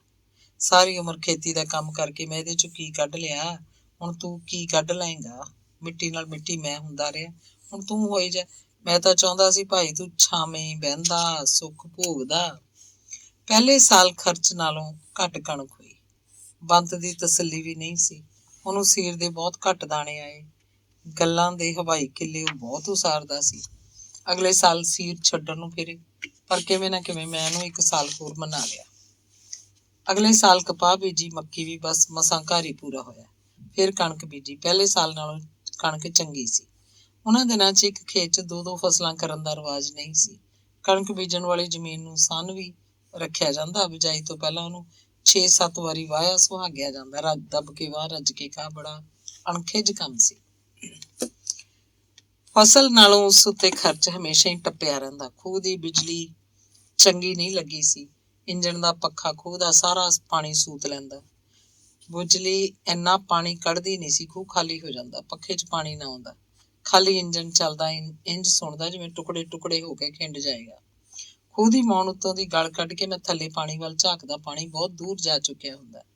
ਮੇਰੇ ਦੋਵੇਂ ਹੱਥ ਪੱਟਾਂ ਤੇ ਟਿਕੇ ਹੁੰਦੇ। ਪੱਟਾਂ 'ਚੋਂ ਸੇਕ ਮਾਰਦਾ। ਖੂਹ ਤੋਂ ਪਰੇ ਹੋ ਕੇ ਮੈਂ ਆਪਣਾ ਮੱਥਾ ਫੜਦਾ। ਮੱਥਾ ਵੀ ਤਪ ਰਿਹਾ ਹੁੰਦਾ। ਲੱਗਦਾ ਜਿਵੇਂ ਤਾਪ ਚੜ ਗਿਆ ਹੋਵੇ। ਅਸਲ 'ਚ ਮੇਰੀ ਇਹ ਹਾਲਤ ਉਦੋਂ ਹੁੰਦੀ ਜਦੋਂ ਇੰਜਣ ਦੀ ਢੋਲੀ ਵਿੱਚ ਡੀਜ਼ਲ ਨਾ ਹੁੰਦਾ ਜਾਂ ਖੂਹ 'ਚੋਂ ਪਾਣੀ ਮੁੱਕ ਜਾਂਦਾ। ਘਰ ਆ ਕੇ ਵੀ ਮੈਂ ਸੋਚਦਾ ਰਹਿੰਦਾ ਤੇ ਚਿੰਤਾ ਕਰਦਾ। ਰਾਤ ਨੂੰ ਗੂੜੀ ਨੀਂਦ ਨਹੀਂ ਆਉਂਦੀ ਸੀ। ਸੱਚਮੁੱਚ ਮੈਂ ਬਿਮਾਰ ਰਹਿਣ ਲੱਗਿਆ। ਹਰ ਵੇਲੇ ਹੱਡ ਭੰਨਣੀ ਲੱਗੀ ਰਹਿੰਦੀ। ਇੱਕ ਦਿਨ ਬਰਨਾਲੇ ਆ ਕੇ ਇੱਕ ਡਾਕਟਰ ਤੋਂ ਚੈੱਕ ਕਰਾਇਆ। ਮੈਨੂੰ ਤਪਦੀ ਹੋਣ ਦਾ ਵਹਿਮ ਹੋ ਗਿਆ ਸੀ। ਡਾਕਟਰ ਕਹਿੰਦਾ ਤੈਨੂੰ ਕੋਈ ਬਿਮਾਰੀ ਨਹੀਂ, ਬਹੁਤਾ ਸੋਚਿਆ ਨਾ ਕਰ ਬਸ। ਉਧਰੋਂ ਖੇਤੀਬਾੜੀ ਮਹਿਕਮੇ ਦੀਆਂ ਕਿਸ਼ਤਾਂ ਆਉਣ ਲੱਗ ਪਈਆਂ। ਬਰਨਾਲੇ ਜਾ ਕੇ ਤਹਿਸੀਲ 'ਚ ਕਿਸ਼ਤ ਭਰਨੀ ਪੈਂਦੀ। ਤਹਿਸੀਲ 'ਚ ਹੀ ਖਜ਼ਾਨਾ ਸੀ। ਸਰਕਾਰੀ ਖਜ਼ਾਨੇ ਦਾ ਸੰਬੰਧ ਉਦੋਂ ਕਿਸੇ ਬੈਂਕ ਨਾਲ ਨਹੀਂ ਹੁੰਦਾ ਸੀ। ਬੜੀ ਮੁਸ਼ਕਲ ਨਾਲ ਕਿਸ਼ਤ ਦੀ ਰਕਮ ਤਿਆਰ ਕੀਤੀ ਜਾਂਦੀ। ਕਿਸ਼ਤ ਭਰਨ ਦੀ ਤਾਰੀਖ ਲੰਘ ਜਾਂਦੀ ਤਾਂ ਤਹਿਸੀਲਦਾਰ ਦਾ ਚਪੜਾਸੀ ਸੰਮਣ ਲੈ ਕੇ ਪਿੰਡ ਪਹੁੰਚ ਜਾਂਦਾ। 5 ਰੁਪਏ ਦੇ ਕੇ ਉਹਨੂੰ ਤੋਰ ਦਿੱਤਾ ਜਾਂਦਾ, ਪਰ ਕਿਸ਼ਤ ਤਾਂ ਭਰਨੀ ਹੁੰਦੀ। 1955 ਦੀਆਂ ਬਰਸਾਤਾਂ 'ਚ ਵੱਡਾ ਮੀਂਹ ਪਿਆ। ਇੰਨਾ ਮੀਂਹ ਮੇਰੇ ਪਿਓ ਦੀ ਸੁਰਤ 'ਚ ਪਹਿਲਾਂ ਕਦੇ ਨਹੀਂ ਪਿਆ ਸੀ। ਕਈ ਦਿਨ ਝੜੀ ਲੱਗੀ ਰਹੀ। ਜਲ ਥਲ ਸਭ ਇੱਕ ਹੋ ਗਿਆ। ਕੱਚੇ ਘਰਾਂ 'ਚੋਂ ਮਸਾਂ ਹੀ ਕੋਈ ਬਚਿਆ ਹੋਏਗਾ। ਉਸੇ ਸਾਲ ਸਾਡੇ ਪਿੰਡ ਦੇ 2 ਅਗਵਾੜਾਂ ਨੇ ਬਾਹਰ ਖੇਤਾਂ ਵਿੱਚ ਵੀ 2 ਨਵੀਆਂ ਪਿੰਡੀਆਂ ਵਸਾ ਲਈਆਂ ਸਨ। ਇਹਨਾਂ 2 ਅਗਵਾੜਾਂ ਦੇ ਘਰਾਂ ਦਾ ਹੀ ਬਹੁਤ ਨੁਕਸਾਨ ਹੋਇਆ ਸੀ। ਦੋਵੇਂ ਅਗਵਾੜ ਪਿੰਡ ਦੇ ਨੀਵੇਂ ਪਾਸੇ ਸਨ ਤੇ ਰਜਾਦੀ ਆਣੇ ਟੋਭੇ ਦਾ ਪਾਣੀ ਘਰਾਂ 'ਚ ਆ ਵੜਿਆ।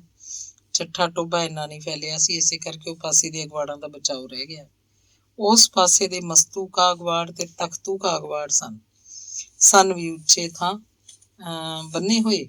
ਪਿੰਡ ਦੇ ਚੜ੍ਹਦੇ ਪਾਸੇ ਵਾਲਾ ਟੋਭਾ ਖੇਤਾਂ ਵੱਲ ਤੁਰ ਗਿਆ। ਨਵੀਆਂ 2 ਪਿੰਡੀਆਂ ਸਨ, ਫਤਿਹ ਕੇ ਅਗਵਾੜ ਦੀ ਫਤਿਹਪੁਰ ਤੇ ਬਾਸੂ ਕੇ ਅਗਵਾੜ ਦੀ ਬਿਲਾਸਪੁਰ। ਸਾਡਾ ਬੇਰੀਆਂ ਵਾਲਾ ਖੇਤ ਬਾਪੂ ਨੇ ਵਿਗਾ ਅੱਧਾ ਵਿਗਾ ਕਰਕੇ ਕੌਡੀਆਂ ਦੇ ਭਾਅ ਵੇਚ ਦਿੱਤਾ। 15-20 ਘਰ ਇੱਥੇ ਆ ਵਸੇ। ਇਹਨਾਂ 'ਚੋਂ ਬਹੁਤੇ ਘਰ ਝਿਉਰਾਂ ਦੇ ਸਨ। ਇਹਨਾਂ ਘਰਾਂ ਨੂੰ ਝਿਉਰ ਮਾਜਰੀ ਕਹਿਣ ਲੱਗੇ। ਬਰਸਾਤ ਦੀ ਉਹ ਭਿਆਨਕ ਰਾਤ ਮੈਨੂੰ ਨਹੀਂ ਭੁੱਲਦੀ। ਸਾਰੀ ਰਾਤ ਜ਼ੋਰ ਦਾ ਮੀਂਹ ਪਿਆ ਸੀ। ਦਰਵਾਜ਼ੇ 'ਚ ਕੋਈ ਨਹੀਂ ਸੀ। ਵਰਾਂਡੇ 'ਚ 3 ਮੰਜੇ ਸਨ। ਇੱਕ ਮੰਜੇ ਉੱਤੇ ਬਾਪੂ ਤੇ ਚਾਚਾ, ਇੱਕ ਤੇ ਮਾਂ ਕੱਲੀ, ਇੱਕ ਉੱਤੇ ਅਸੀਂ 3 ਜਣੇ। ਮੈਂ ਵਿਚਾਲੇ ਪੈ ਗਿਆ। ਮੇਰੇ ਇੱਕ ਪਾਸੇ ਭਾਗਵੰਤੀ, ਦੂਜੇ ਪਾਸੇ ਛੋਟਾ ਭਾਈ ਨਵਜੋਸ਼। ਭਾਗਵੰਤੀ ਕੋਲ ਕੋਈ ਜਵਾਕ ਨਹੀਂ ਸੀ। ਵਿਆਹ ਹੋਏ ਨੂੰ 7-8 ਮਹੀਨੇ ਮਸਾਂ ਹੋਏ ਸਨ। ਨਵਜੋਸ਼ 10 ਵਰ੍ਹਿਆਂ ਦਾ ਹੋਏਗਾ। ਸਾਨੂੰ ਪੜਛੱਤੀ ਥੱਲੇ ਇਸ ਕਰਕੇ ਪਾਇਆ ਗਿਆ ਸੀ ਕਿਉਂਕਿ ਇਸ ਦੇ 3 ਪਾਸੇ ਦੀਆਂ ਕੰਧਾਂ ਪੱਕੀਆਂ ਸਨ ਤੇ ਉੱਤੇ ਦੂਹਰੀ ਛੱਤ ਸੀ। ਉਹ ਚਾਹੁੰਦੇ ਸਨ ਅਸੀਂ ਤਿੰਨੇ ਵਰਾਂਡੇ ਦੀ ਛੱਤ ਥੱਲੇ ਦੱਬੇ ਜਾਈਏ, ਪਰ ਦੋਵੇਂ ਮੁੰਡੇ ਤੇ ਬਹੂ ਬਚ ਰਹਿਣ। ਵਰਾਂਡੇ ਮਗਰ 2 ਸਬਾਤਾਂ ਸਨ। ਪਹਿਲਾਂ ਨੀਰੇ ਵਾਲੇ ਸਬਾਤ ਦੀ ਛੱਤ ਡਿੱਗੀ, ਫਿਰ ਵੱਸੋਂ ਵਾਲੀ ਸਬਾਤ ਦੀ ਛੱਤ, ਫਿਰ ਬੀਹੀ ਵਾਲੀ ਕੱਚੀ ਕੰਧ ਵੀ ਬੈਠ ਗਈ। ਹੰਡਿਆਏ ਵਾਲੇ ਖੇਤ ਪੰਪਿੰਗ ਸੈੱਟ ਵਾਲੇ ਕਮਰੇ ਉੱਤੇ ਦੀ ਪਾਣੀ ਫਿਰ ਗਿਆ। ਮੀਂਹ ਹਟੇ ਤੋਂ 10 ਦਿਨਾਂ ਬਾਅਦ ਪਾਣੀ ਸੁੱਕਿਆ ਤਾਂ ਮੈਂ ਖੇਤ ਗਿਆ। ਇੰਜਣ ਵਾਲੇ ਟੋਏ 'ਚ ਪਾਣੀ ਨਹੀਂ ਸੀ। ਖੂਹ ਦਾ ਪਾਣੀ ਥੱਲੇ ਲੈ ਚੁੱਕਿਆ ਸੀ। ਮੇਰੇ ਨਾਲ ਪਤਾ ਨਹੀਂ ਕੌਣ ਸੀ, ਮੇਰਾ ਸੀਰੀ ਸੀ ਜਾਂ ਮੇਰਾ ਚਾਚਾ। ਟੋਏ 'ਚ ਉਤਰ ਕੇ ਮੈਂ ਇੰਜਣ ਚਲਾਤਾ। ਦੇਖਣਾ ਚਾਹੁੰਦਾ ਸੀ ਪੰਪਿੰਗ ਸੈੱਟ ਠੀਕ ਹਾਲਤ 'ਚ ਹੈ ਜਾਂ ਨਹੀਂ। ਬਾਹਰ ਆਇਆ ਤਾਂ ਖੂਹ ਦਾ ਮਹਿਲ ਥੱਲੇ ਨੂੰ ਦਬਦਾ ਜਾ ਰਿਹਾ ਦਿਸਿਆ। ਜਿਉਂ-ਜਿਉਂ ਖੂਹ 'ਚੋਂ ਪਾਣੀ ਬਾਹਰ ਨਿਕਲਦਾ, ਮਹਿਲ ਥੱਲੇ ਨੂੰ ਤੁਰਿਆ ਜਾਂਦਾ। ਫਿਰ ਇੰਜਣ ਵਾਲੇ ਕੋਠੇ ਦੀਆਂ ਕੰਧਾਂ ਪਾਟਣ ਲੱਗੀਆਂ। ਮੈਂ ਭੱਜ ਕੇ ਟੋਏ 'ਚ ਉਤਰਿਆ ਤੇ ਇੰਜਣ ਬੰਦ ਕਰਕੇ ਦਵਾ ਸੱਟ ਬਾਹਰ ਨਿਕਲ ਆਇਆ। ਅੱਧਾ ਮਿੰਟ ਜੇ ਹੋਰ ਮੈਂ ਇੰਜਣ ਕੋਲ ਖੜਾ ਰਹਿੰਦਾ ਤਾਂ ਮੈਂ ਖਤਮ ਹੋ ਜਾਣਾ ਸੀ। ਜਦੋਂ ਹੀ ਮੈਂ ਟੋਏ ਤੋਂ ਬਾਹਰ ਹੋਇਆ, ਕੋਠੇ ਦੀ ਛੱਤ ਡਿੱਗ ਪਈ। ਇੰਜਣ ਵਾਲਾ ਟੋਆ ਛੱਤ ਦੇ ਮਲਬੇ ਨਾਲ ਭਰ ਗਿਆ। ਸਭ ਕੁਝ ਥਾਂ ਦੀ ਥਾਂ ਛੱਡ ਕੇ ਅਸੀਂ ਪਿੰਡ ਨੂੰ ਆ ਗਏ। ਉਸ ਸਾਲ ਮੱਕੀ ਤੇ ਕਪਾਹ ਦੀ ਫਸਲ ਖੜੀ ਪਾਣੀ 'ਚ ਮੱਚ ਗਈ ਸੀ। ਕਦੇ ਸੋਚਿਆ ਸੀ ਹੰਢਿਆਏ ਵਾਲੇ ਖੇਤ ਨੂੰ ਇੱਕ ਆਧੁਨਿਕ ਫਾਰਮ ਦੀ ਸ਼ਕਲ ਵਿੱਚ ਪਲਟ ਦਿਆਂਗਾ। ਖੇਤ ਦੇ ਪਿੰਡ ਵਾਲੇ ਪਾਸੇ ਇੱਕ ਉੱਚਾ ਸਾਰਾ ਗੇਟ ਹੋਏਗਾ, ਦਿੱਲੀ ਦੇ ਇੰਡੀਆ ਗੇਟ ਜਿਹਾ। ਇਸ ਉੱਤੇ ਲਿਖਿਆ ਹੋਏਗਾ ਅਣਖੀ ਫਾਰਮ। ਪਰ ਸਭ ਕੁਝ ਮਲੀਆ ਮੇਟ ਹੋ ਕੇ ਰਹਿ ਗਿਆ। ਸੁਪਨਿਆਂ ਦੇ ਖੰਭ ਮਿੱਟੀ 'ਚ ਮਿਲ ਗਏ। ਮਹਿਕਮਾ ਤਾਲੀਮ ਵਿੱਚ ਸਾਡੇ ਪਿੰਡ ਦਾ ਇੱਕ ਕਲਰਕ ਹੁੰਦਾ ਸੀ, ਪੰਡਿਤ ਬਾਊ ਰਾਮ। ਉਹਨਾਂ ਦਿਨਾਂ 'ਚ ਉਹ ਧਨੌਲਾ ਹਾਈ ਸਕੂਲ 'ਚ ਸੀ। ਜ਼ਿਲ੍ਹਾ ਦਫ਼ਤਰ 'ਚ ਉਹਦੀ ਚੰਗੀ ਵਾਕਫੀਅਤ ਸੀ। 6 ਮਹੀਨੇ ਮੈਂ ਉਹਦਾ ਖਹਿੜਾ ਨਹੀਂ ਛੱਡਿਆ। ਅਖੀਰ ਉਹਨੇ ਮੈਨੂੰ ਨਿਯੁਕਤੀ ਦਾ ਹੁਕਮ ਦਵਾ ਦਿੱਤਾ। ਲਹਿਰਾ ਗਾਗਾ ਕੋਲ ਲਹਿਰ ਖੁਰਦ ਦੇ ਪ੍ਰਾਇਮਰੀ ਸਕੂਲ 'ਚ ਮੈਂ ਅਧਿਆਪਕ ਜਾ ਲੱਗਿਆ। 1 ਫਰਵਰੀ 1956 ਵਾਲੇ ਦਿਨ ਇਹ ਪੱਕੀ ਨਿਯੁਕਤੀ ਸੀ। ਖੇਤੀਬਾੜੀ ਦੇ ਨਰਕ 'ਚੋਂ ਨਿਕਲਣ ਦਾ ਇਹ ਮੇਰਾ ਪਹਿਲਾ ਦਿਨ ਸੀ। ਮੈਂ ਇਸੇ ਦਿਨ ਨੂੰ ਪੂਰੇ ਦਿਲ ਨਾਲ ਖੁਸ਼ ਆਮਦੀਦ ਆਖਿਆ। ਪਿੱਛੋਂ ਬਾਪੂ ਚਾਚੇ ਨੇ ਟੁੱਟਿਆ ਫੁੱਟਿਆ ਪੰਪਿੰਗ ਸੈੱਟ ਟੋਏ 'ਚੋਂ ਬਾਹਰ ਕਢਵਾਇਆ ਤੇ ਦੂਰ ਪਿੰਡ ਦੇ ਕਿਸੇ ਬੰਦੇ ਨੂੰ ਅੱਧੇ ਮੁੱਲ 'ਚ ਵੇਚਦਾ ਖੂਹ ਉੱਤੇ ਹਲ ਟਲਵਾ ਲਿਆ। ਧੰਨਵਾਦ।